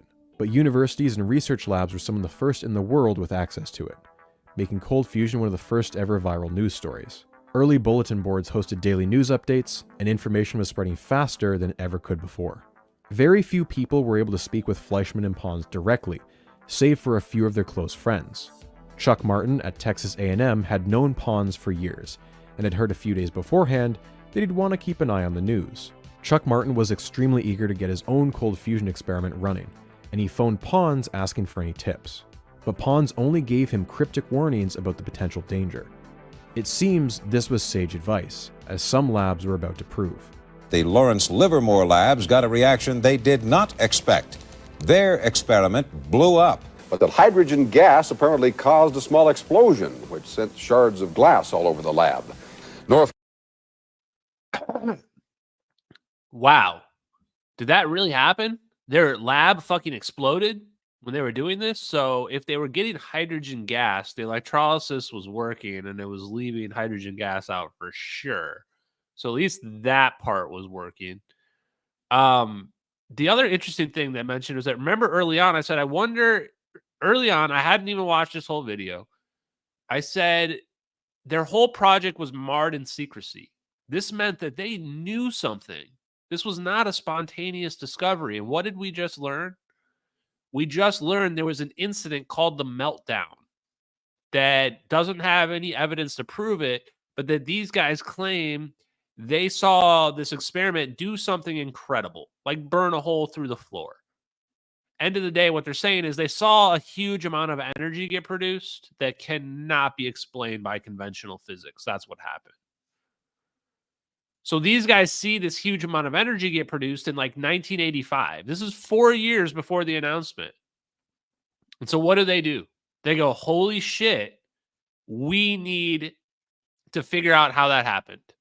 We need to figure out how that happened, and we need to make an experiment convincing enough that it will prove that what happened was real. Pretty incredible. Yeah, that would have been deuterium gas probably. So it let off an explosion. Interesting. Yeah, Stanley Myers was right. I absolutely think Stanley Myers was right. I think Stanley Myers, and when I heard that Stanley Myers was working on free energy as well, I was like, huh, that's weird. Water-powered car and free energy? Well, it's because he realized the idea of negative energy and forcing fusion to happen at low temperatures. He realized this, and he made a water-powered car based on this. Why? Because the deuterium explosion can be used as combustion. We can run an engine with that. Right? This combustion engines aren't that complicated. All of our shit is not as complicated as it seems. Engines just pistons shooting up and down. We're just manipulating explosions everywhere we go, like fucking cavemen. Carolina State University scientists earlier suspended their fusion experiment following a small explosion. And Fleischmann had given some friends at Harwell Labs an early head start. He'd been shipping them some of their cold fusion cells throughout March for them to measure. He wanted at least one UK lab to get a head start, so the US didn't get all the glory. It's around this time when the criticism starts to pour in. So far, the best sources for hard numbers were newspapers like the Wall Street Journal and the Financial Times. In all of this, what has been the most frustrating thing for you? The most frustrating part is not having enough details to replicate the experiment, or trying to get the details out of newspapers. This is not usually the way we do.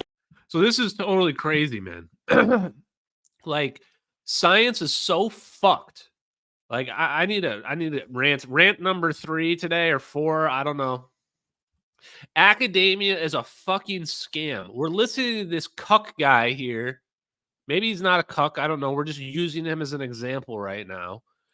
We were trying to get the answers that we need, and we couldn't get them to reproduce our stuff. This is the same thing that happened with LK99. Everybody's going, well, maybe they did this, maybe they did that. Here's the answer. This is not what we're doing right now is not science. This is the equivalent of social media, like, popularity contest. That's what we're doing here.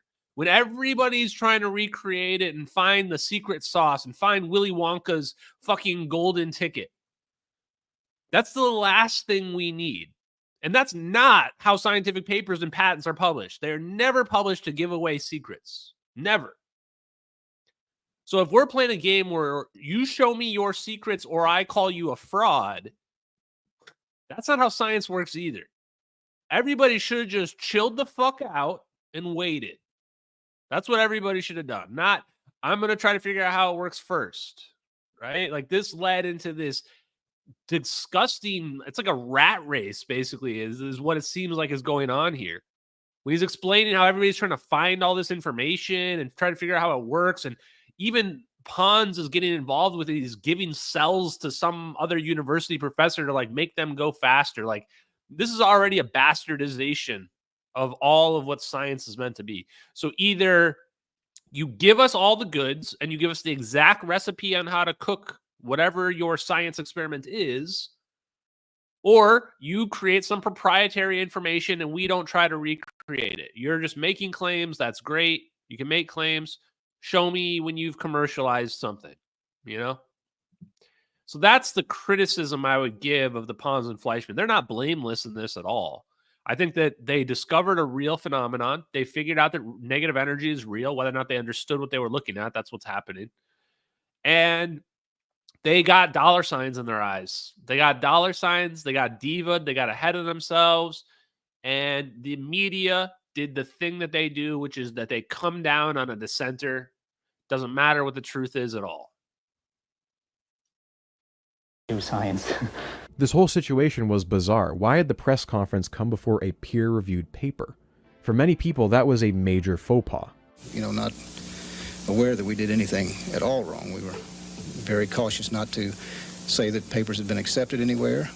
Pons and Fleischmann had in fact submitted their paper a couple weeks earlier to the Journal of Electroanalytical Chemistry.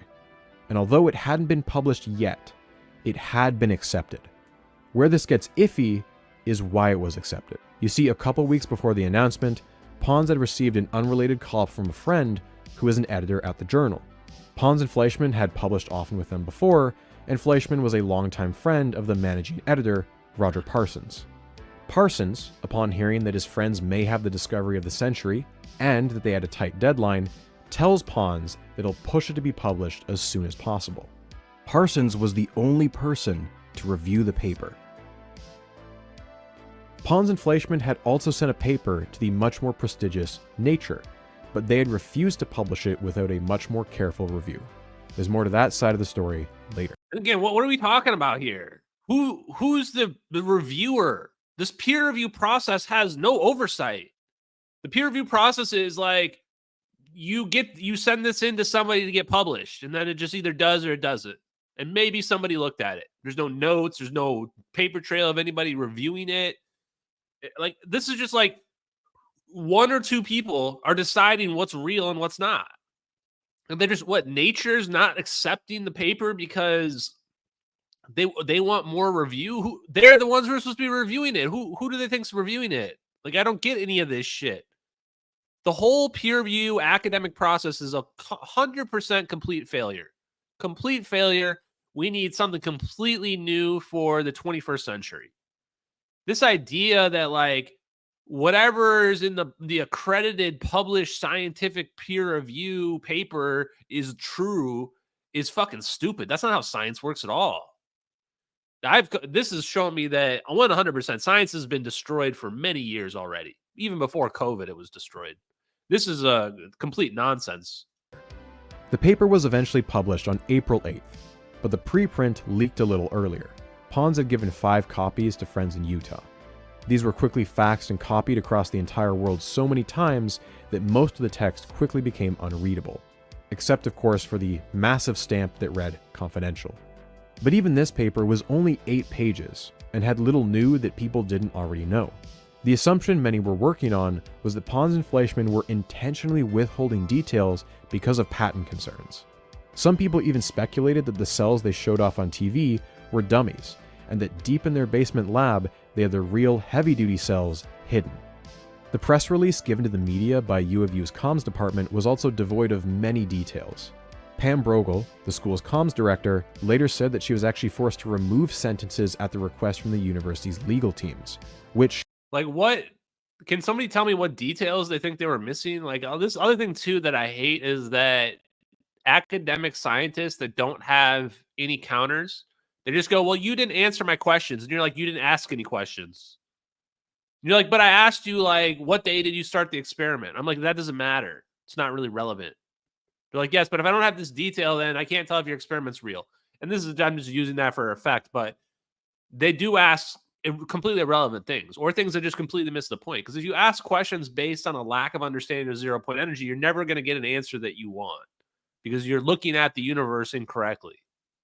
It's the same way where if like somebody was trying to tell you, if you were trying to explain this cell phone,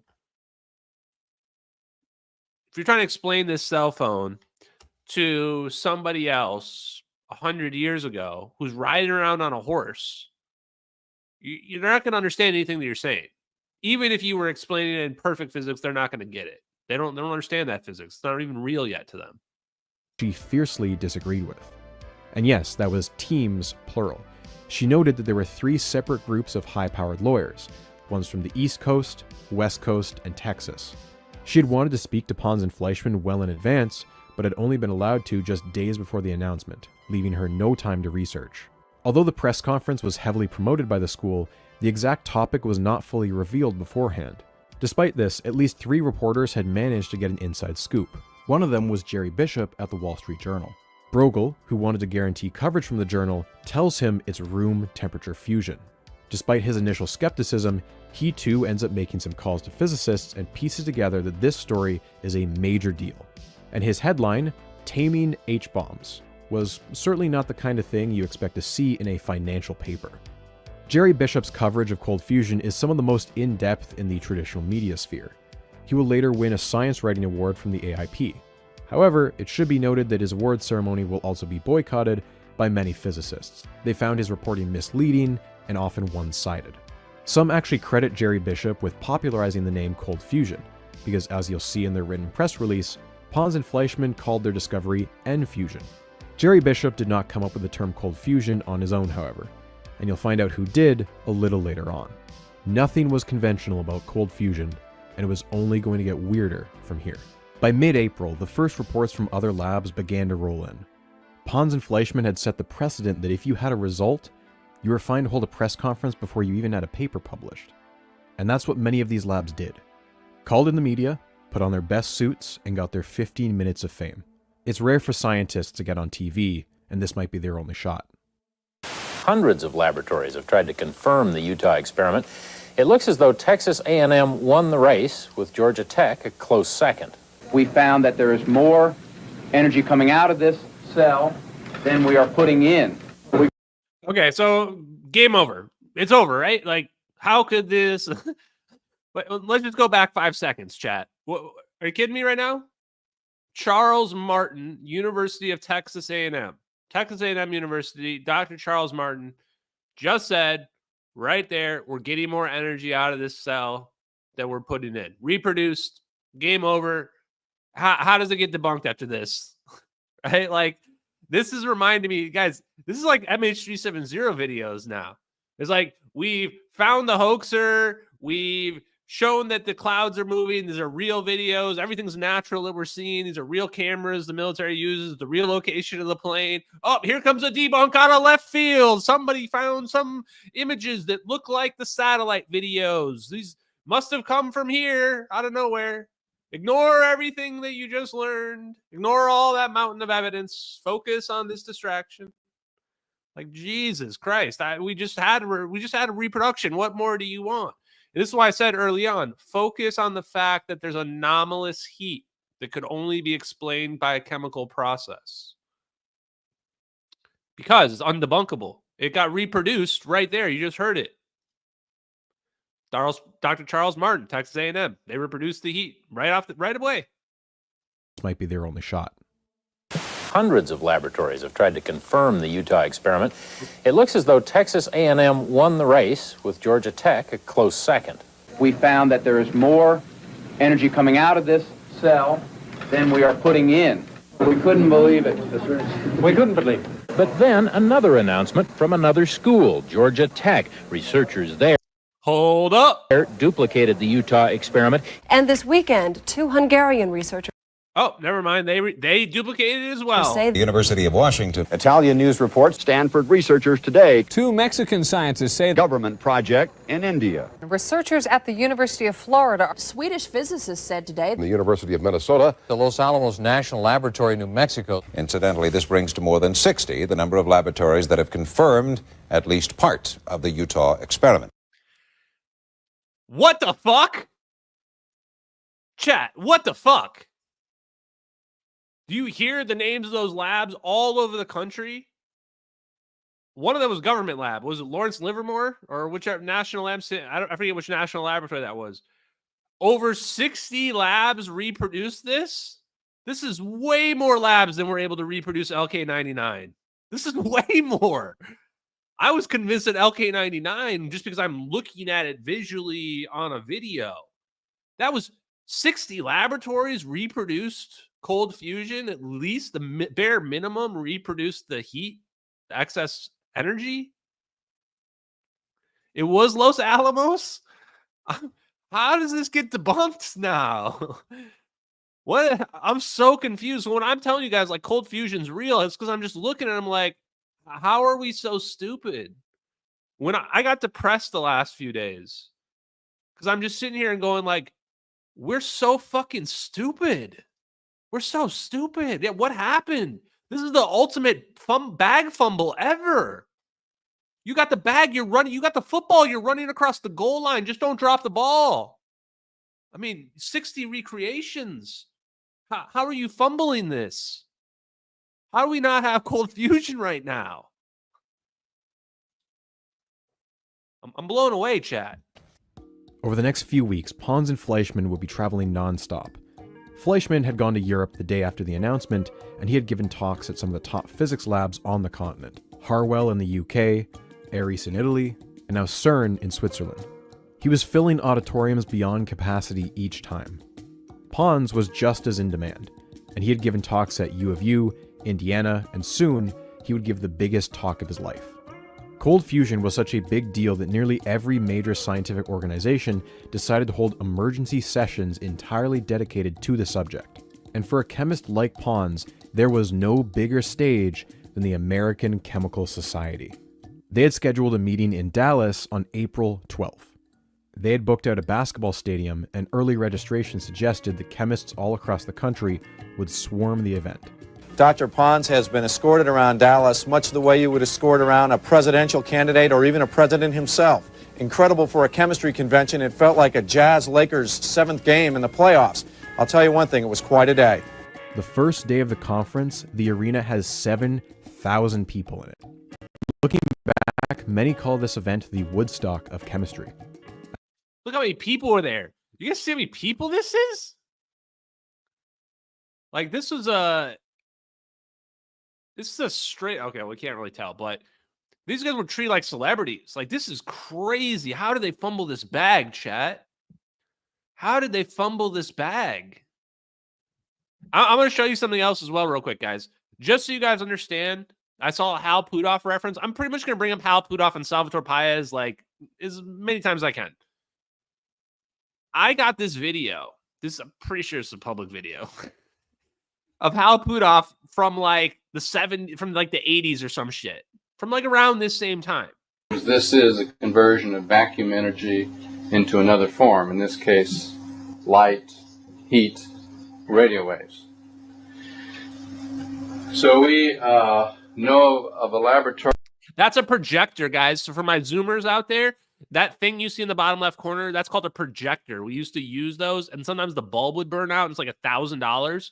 And those projectors got obsolete in like the 2000s, and they never used them ever again. Overhead projector, OHP, baby. That OHP. Yeah. That has some experiments going in which they were creating turbulent bubbles in fluids and then measuring the energy in the water by the heat, and they were getting over unity efficiency. And so we have now arranged to have those devices shipped to our laboratory, and we're going to do a very detailed study. But in this case, we're talking about kilowatts of excess energy. Not 1 watt. Right, kilowatts. Okay, so when people are talking to me about why is Hal Puthoff the guy at the center of all this, I mean, dude, what? That video is from like the 80s or 90s. And Hal Puthoff is talking about over unity heat production in water. He's either talking about sonoluminescence or he's talking about cold fusion. There really is no other option in what he's talking about right there. This guy is connected to all of this. The reason president is because of the society. The UFO community, the UFO topic is all about energy. That's what it's really all about. It's always been about that. That's why the DOE controls all this. This is why the DOE is about to put a kibosh on cold fusion as well. So 60 recreations, not today, cold fusion. We got something called the Department of Energy, and they're going to call in all of their best disinformation agents. He opened his talk with a bit of a jab at their rival field of physics. While much has been learned about plasma physics, the goal has remained elusive. Now it appears the chemists may have come to the rescue.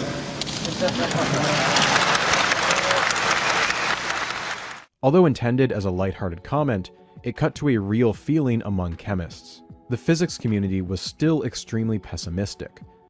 Everybody hates the physics community, chat.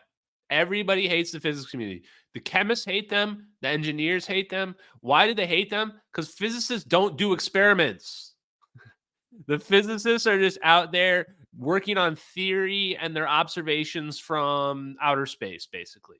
If we're really nailing it down, the chemists and the engineers are literally doing the experiments, and they're going, this shit works. I need someone to explain it. You're telling me it's not possible and not real because of your theories. Many of them had ties to traditional hot fusion research. Cold fusion would certainly disrupt their funding, and so they'd have an incentive to criticize it. The energy in the room was electric. Right as Pons is being introduced, the MC takes a moment to announce some breaking news. Before I have Stanley come on up, I'd like to comment. We were just informed before we came on that a Dallas radio station has reported that the University of Moscow has just announced that it has successfully repeated the Pons-Fleischmann experiment. 61, chat, 61. They also recreated. These guys are going on a celebration tour. DOE's like, not today. History is being made during the event itself. As for Pons, he's clearly much more comfortable now than he was in Utah. He opens with a joke. It's incredible to me what an electrochemist has to do today to get an invitation to the American Chemical Society. Most of his talk is just him going over the experiment, but he finds time for another joke. Next slide is a photograph of the U1 Utah tokamak. Got him! I love a good tokamak joke, guys. Basically, that was Pons saying that the tokamak reactors are a complete scam. He's like, we did a tokamak with a Rubbermaid bin. We made a better thing than a tokamak. That was actually the joke that probably got him canceled.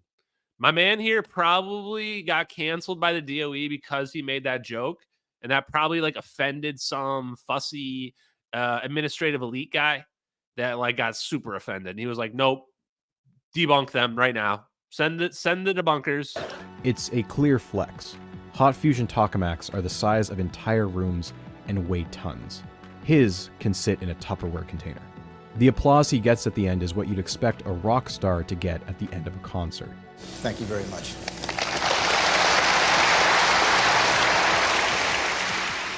During the Q&A, one of the audience members asks Pons a question.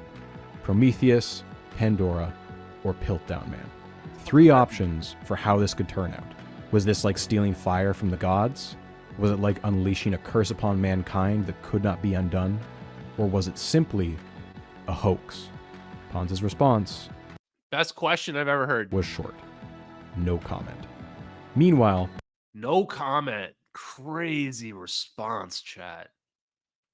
He gets asked, is this like leading to unleashing a plague upon the world? And he basically just says no comment. Yeah, is this a curse? Honestly, it might be. It might be. I think the people that are hiding this, they're convinced it's a curse. They're convinced.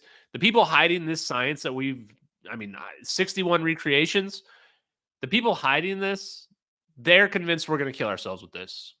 Frankly, I don't even disagree. I think we are going to kill ourselves with this. But, fuck it, YOLO. YOLO, baby, YOLO. So let's find out. Let's find out.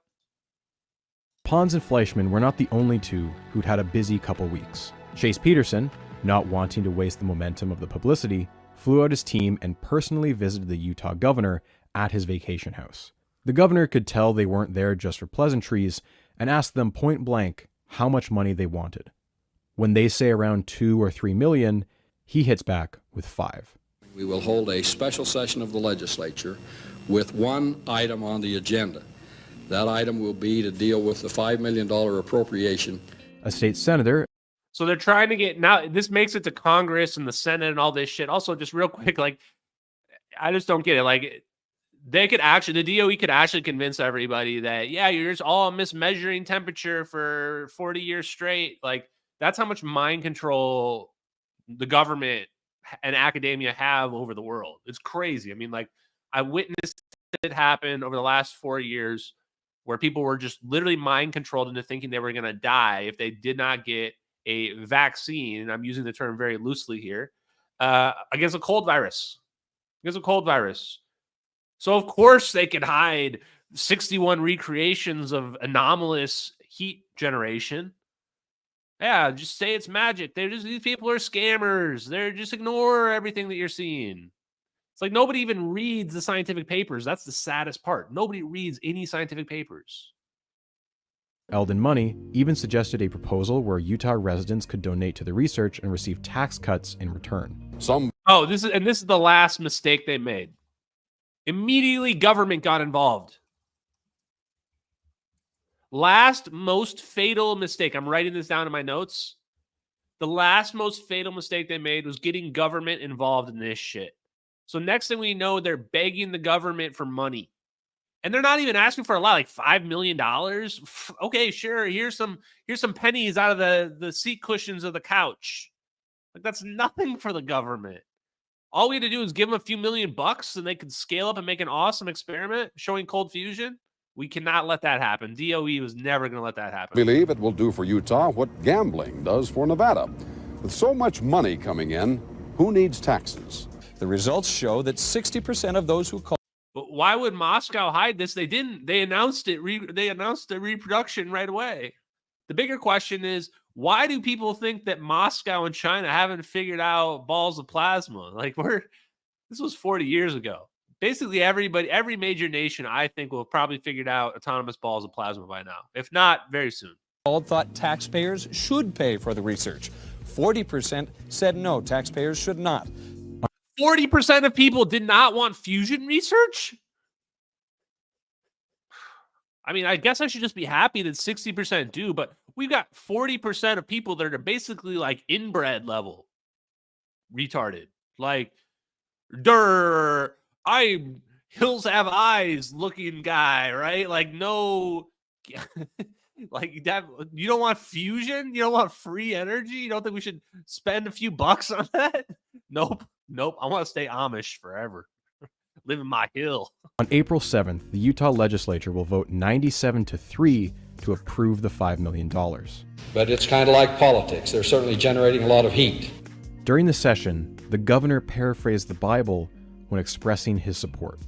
He that doeth nothing is damned, and I don't want to be damned. Bro, that was a sick reference. He who does with nothing is damned, and I don't want to be damned. I think that's what he said.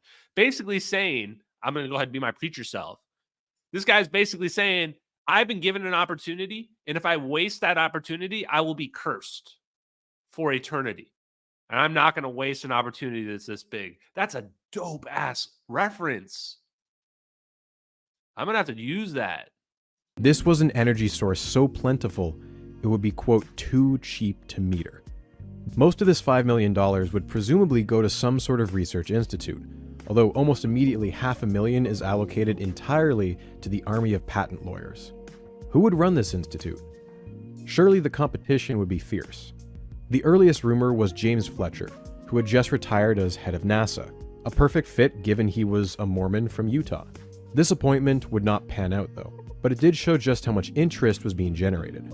The eventual name would be the National Cold Fusion Institute. Of course, looking at that name, it implies at least some sort of collaboration with the rest of the country. Washington was absolutely paying attention to cold fusion, and things were already in motion.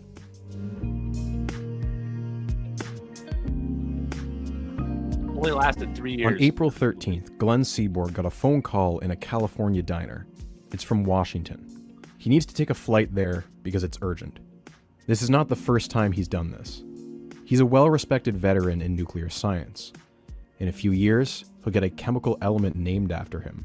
He's been a personal scientific advisor to half a dozen US presidents. And George Bush wants his opinion on cold fusion. When he gets there, he tells Bush, his chief of staff, and Secretary of Energy, James Watkins, his honest opinion. this wasn't going to be anything. There wasn't enough evidence there to convince me, and I'm not convinced yet. Everybody knows about it. Nearly everybody is talking about it, but most of the people I've talked to are not buying it. 61 recreations. Glenn Seaborn, Nobel Prize winner, doesn't want to admit it's real. Why am I getting a weird feeling? Just this weird feeling that, like, if this proves to be real, it might end up discrediting some of Glenn Seaborn's work. Also, I'm getting a secondary feeling that even if that's not true, that there's a good old boys club. And if you understand the physics in a specific way, then you're part of the club. And if you don't look at the physics the right way, then you're not part of the club. Yeah, this is like gatekeeper didn't even exist back then in terms of a term, but it existed in terms of, like, that's what these people were doing. They were just gatekeeping. 61 recreations, not good enough. At the same time, you couldn't just declare it wrong. The world was paying attention. Cold fusion looked like a solution to the energy crisis. If you're going to evaluate this, you need to do it slowly. Make a panel, have them visit the... I'm panicking because there's only like 10 minutes left. And I'm like, is the debunking part going to happen here? Like, all they're doing is showing it's real. Labs and write a big report. Don't rush it out. Secretary Watkins orders a dozen of the country's national labs to start working on cold fusion. And none of this secrecy business. If there's a confirmation, he wants to know immediately. This was not the only major development in Washington that month. This is not a science project. This is an American project, quite frankly, and a Utah project. So I couldn't agree with you more, and I think we ought to jump right on it and not let anybody else steal this thing. And the last 20 years are full of American inventions and Japanese promotion. We'd like to have both opportunities. In the House, the Science, Space, and Technology Committee held a hearing on April 26th. With 42 members, it is one of the largest committees in the House, and that day there was full attendance. The opening remarks are full of pomp and circumstance.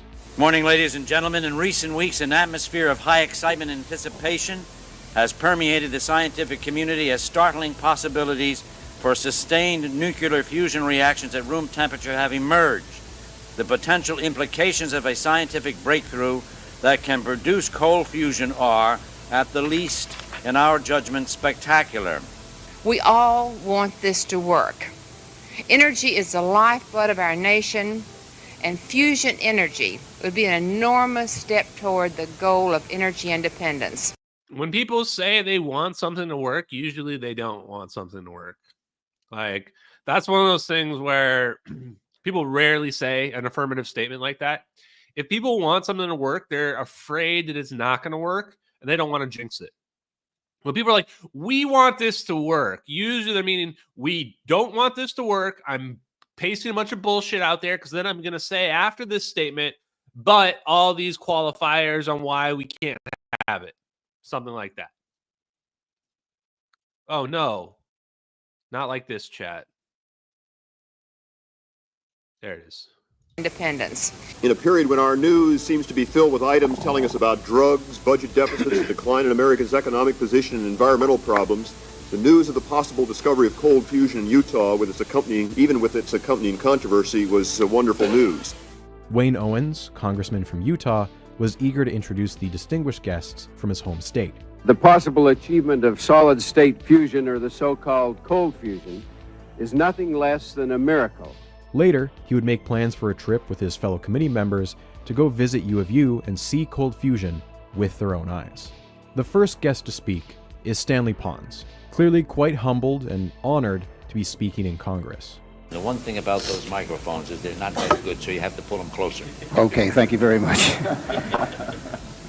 Chairman, first we would like to thank you and the committee for the opportunity to testify here today. He starts us off with a fairly in-depth explanation of the nitty-gritty technical details. He has a slideshow that lasts for nearly 15 minutes. Fleischman is up next and does what he does best, giving a digestible big-picture view and speculates about how this could be applied. Notably, he says something interesting here. Now, the experiment which Professor Pons has described to you is superficially simple, but is actually quite difficult to carry out because you have to go through a process of optimizing the experiment such that you will make a significant observation. This is in contrast to the initial press conference, where he said it was, and I quote, very simple. Although most of the politicians It's not really in contrast though, right? Like just because something is simple to produce doesn't mean that the steps, the recipe steps are simple. If I'm making a lasagna, the ingredients can be simple. You just need a tomato, some pasta, some meat, cheese, etc. It doesn't mean putting it together is simple. It can be an art to it, especially if you want to see observational results, like I just pointed out. This is exactly why that one recreation can prove something to be real, even if there's 99 failures.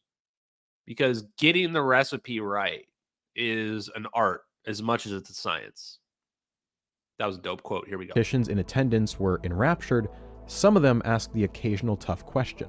I must say, Mr. Chairman, the process so far by which we've learned about this has been more confusion than cold fusion. And there seems to be a feeling about that the process has been more driven by a wish to protect future potential profits than it has been adherence to normal peer review processes. The public release of the information prior to the publication. Is this guy just smoking a cigar here in Congress or whatever that is? It looks like he's just casually smoking a cigar. That's dope. That's badass. I will say that one guy right before this guy was right. They clearly were more concerned with the dollar signs than they were concerned with just explaining exactly how to do it. Right? And I wonder if they regret that in retrospect. In a journal, and the fact that the lack of data. And I noticed this too. Eric noticed as well. The confusion was definitely workshopped, right? Like the CIA, they had a meeting where they were like, what's going to be our line of attack? Go with confusion. Confusion's polling really well in our focus groups. Go with confusion. That's what's going on here. Cold fusion, it's all confusion. 61 recreations. Who even are those people? University of Moscow, those are communists.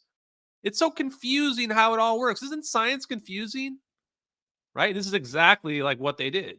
Seems to have inhibited the replication of your results in most cases where it's been tried. In chemistry, it is generally the situation that when you have submitted a paper and the paper is accepted, which was the case in our case, then it is okay to make an announcement. I think that the problem we've had is that physicists don't do things exactly the same way. Pons is correct in saying that their paper was accepted, but he's not being entirely honest here about the peer review. And as for the lack of experimental details, Fleischmann hits back with this. We admit that there were not the experimental details there, but in a preliminary note, there never are these experimental details, and we do now have fax machines and telephones which would allow people to request that information from us, and those that have, we have given them that advice. I reject that particular criticism. Indeed, many scientists had been calling the two men non-stop, asking for details. However, you either had to be extremely lucky or one of their close friends to actually get a response. And this is one thing that's not a valid criticism, is that you didn't put every single possible question in your scientific paper. Of course you don't. That's not the point of the scientific paper. Scientific paper is we ran an experiment, here's the results, here's the general outline of the experiment that we did. Now it's like, how many hours did you dope the, or, whatever, the palladium in water, or, how did you, what was the exact configuration of how many hours you did every part of the experiment? Like, that stuff's too detailed. That stuff's never in the scientific paper. Fleischmann plays the diplomat very well here. He makes it clear that he does not want money taken away from hot fusion researchers. He does not want to make any unnecessary enemies. When he's asked how much he thinks scaling up this technology might cost, he is careful to avoid giving an exact number. Rather, he passes that particular hot potato to Chase Peterson, who has brought with him a high-profile lobbyist, Ira Magaziner. Together, they made their Hail Mary pitch to all 42 members of the committee, who listened intently. The figure that comes to mind is $25 million from the federal government. Maybe that needs to be $125 million someday, but that's of not any importance right now. $25 million would allow us to start the onion growing with state and private sources. $25 million at the low end, 125 at the high end. That is a big ask. Peterson also, in vague terms, alluded to potential national defense concerns about the research. Although cold fusion was not a bomb, fusion was known to produce tritium, a radioactive isotope that is used in making bombs. So, and turns out we are producing fusion that's making a radioactive material that can be used for nuclear bombs as well. Oh, well, that's a bonus. A reliable way to generate tritium would certainly be of use to the US Army. Ira Magaziner tapped into the political fears of the period and described a scenario where Japan, their fearsome economic rival, would swoop in and steal cold fusion from them, just like they had with electronics and automobiles. You know, we have consulted in Japan, we've consulted with Japanese companies and in the past, and we understand the kind of effort that the Japanese are now devoting to this discovery, even before they've replicated. This was an existential threat that meant they had to act now to fend it off. The total hearing is 5 hours long, and much of it is dry. As the University of Utah group departed, so did many of their representatives. Most of them simply don't want to stay to listen to the much more skeptical witnesses. Of the other speakers that day, by far the most interesting was the group from Brigham Young University. Wait, what? Rival school to the University of Utah, just 40 miles down the road. So now we're coming full circle, and now BYU is going to come and try to claim that this isn't real. What? The university run by the Mormon Church? And representing them was a very soft-spoken physicist named Stephen Jones. And he was singing a very different tune than Pons and Fleischmann. He didn't think that cold fusion was worth dumping millions into. At least not yet. He had even brought along a prop to help him explain. Now this is a tender shoot, as you can tell. It is difficult to say what it will become. Some think and suggest strongly that this is a tree, and it will grow up very quickly and provide us enough wood for all our energy needs for generations. I do not think it is. I think adding too much fertilizer at this stage will be detrimental. I think we need to give it time, at least a couple of months, please, to see whether this is something that's a rose or a tree. If it should turn out to be a rose, we can then admire it for its beauty, even if we are a bit disappointed it was not a tree. And by that he meant, this is a new, unexplored bit of physics, and that is worth studying. But a miracle energy source this was not. To hammer home the point, he made a comparison that the politicians could easily understand. On the other hand, I heard Mr. Jones say that the difference between that experiment and commercial productivity was the difference between $1 and the national debt. For a room of politicians who had just been asked for $25 million, it made a compelling case. But why had he, of all people, been invited? Who even is Stephen Jones? Well, Stephen Jones is the reason any of this was happening at all. What he isn't telling the committee here is that he feels Pons and Fleischmann have fucked him over. What? The guy that just came in and testified against funding cold fusion, turns out he's a fusion researcher. Are you kidding me? Oh, it's going to get better, chat. It's going to get better. Oh, let's take a look at his Wikipedia page. This just gets all over the place. Muon catalyzed fusion. He's also known for 9/11 conspiracy theories, just so happens for some reason. Let's ignore that for now. Let's go to research interest. He was the principal investigator for experimental muon catalyzed fusion from 1982 to 1991 for the United States Department of Energy. Got him, chat. Got him. The Division of Advanced Energy Projects for the Department of Energy from 1985 to 1993. These dates overlap with the interview that we just saw. Jones studied deuterium-based fusion in the context of condensed matter physics, which is plasma, under DOE and Electric Power Research Institute sponsorship. Like, this guy knew what he was doing. He was working in concert at Los Alamos and these other places as well.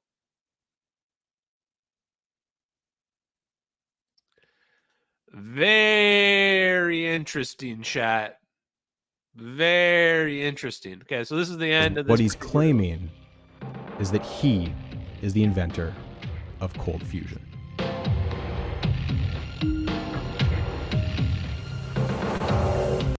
That guy's claiming to be the inventor of cold fusion. This guy's claiming to be the inventor of cold fusion. That's what's going on here.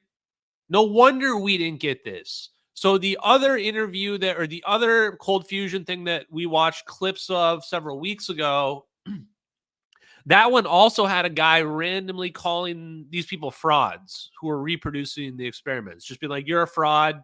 You fraudulent. You faked your work. And then these people get, I think it was the University of Texas or something like that. They end up getting redeemed. But like, basically, there was just all this bullshit going on.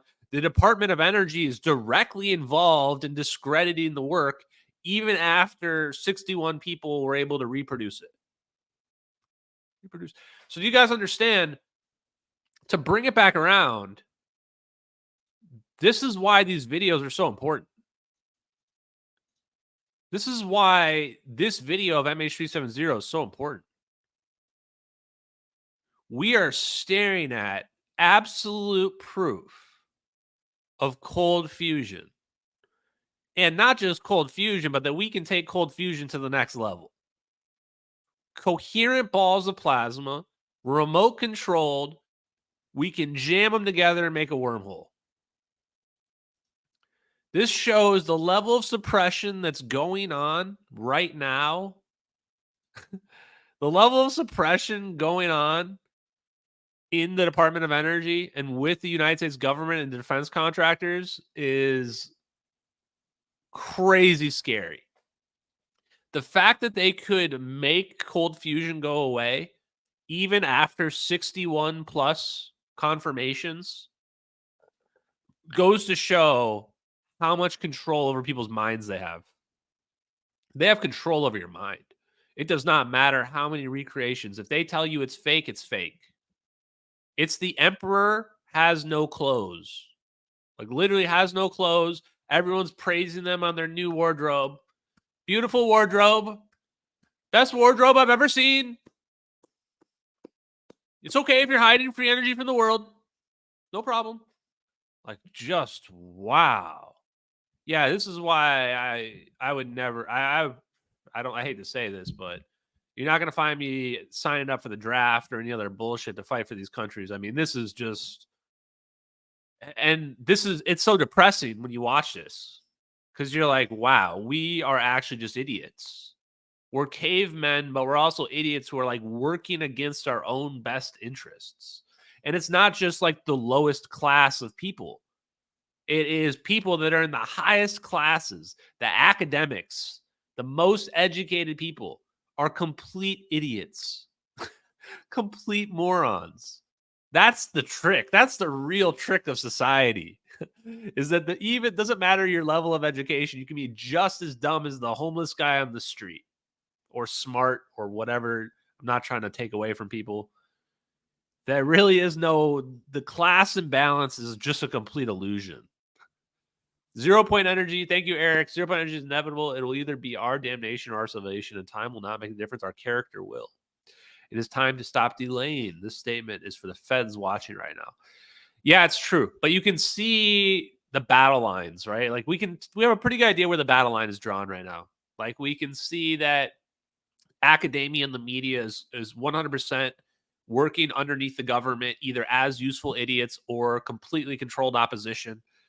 And we can see that they are afraid of this information getting out, definitely because it's going to upheave all economics and industry in the world, but also because of the dangers. It's clear they're afraid of the dangers. We even saw dangers get referenced several times in that documentary.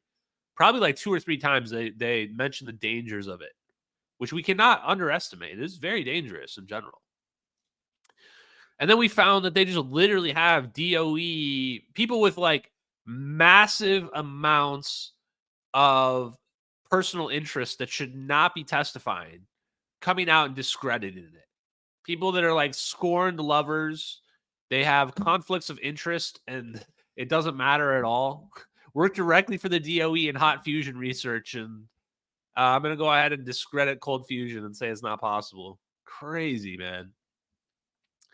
So when I say like this stuff is real, I mean it's like really real.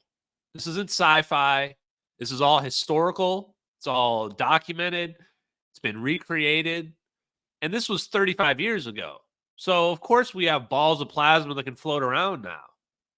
Go look around at what cars looked like 30 years ago. And we haven't even had that much advancement in cars. So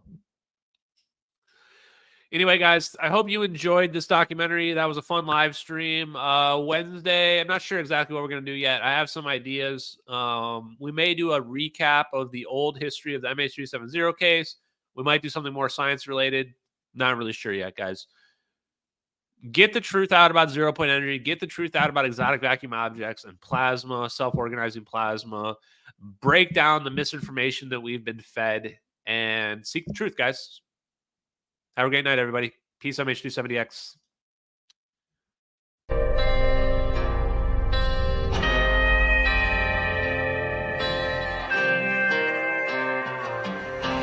Out in the fields where the skies are wide, talking about a journey through the cosmic ride. Einstein and Thorne, they set the stage for a trip through time across the space age. Wormholes connect distant points in space, traversable paths to a far-off place. No black holes pull, no crushing weight, just a cosmic tunnel to a distant gate. Talking wormholes, stargates, negative energy, travel through the cosmos, it's our destiny. MH370, where did it go?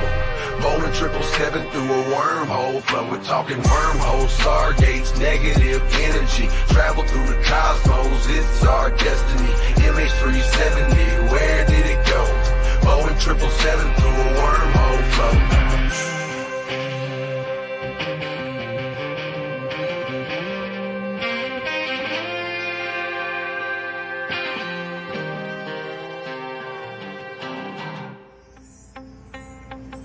Exotic matter, negative energy's the key to stabilize the wormhole for you and me.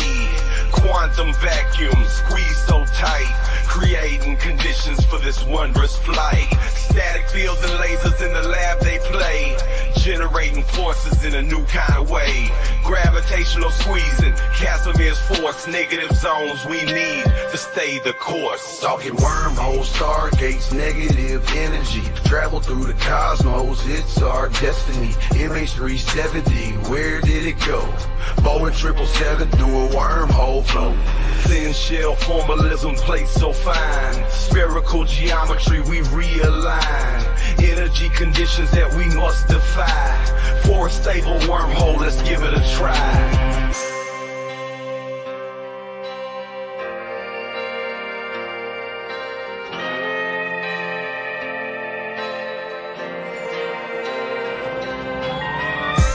Forces balancing the plates, creating the throat, open the gates, from Earth to the stars in a single bound, a shortcut through space profound. Engineers and dreamers hold the key to future worlds and what we could be. With science in hand, we forge ahead through the cosmic paths that we now tread.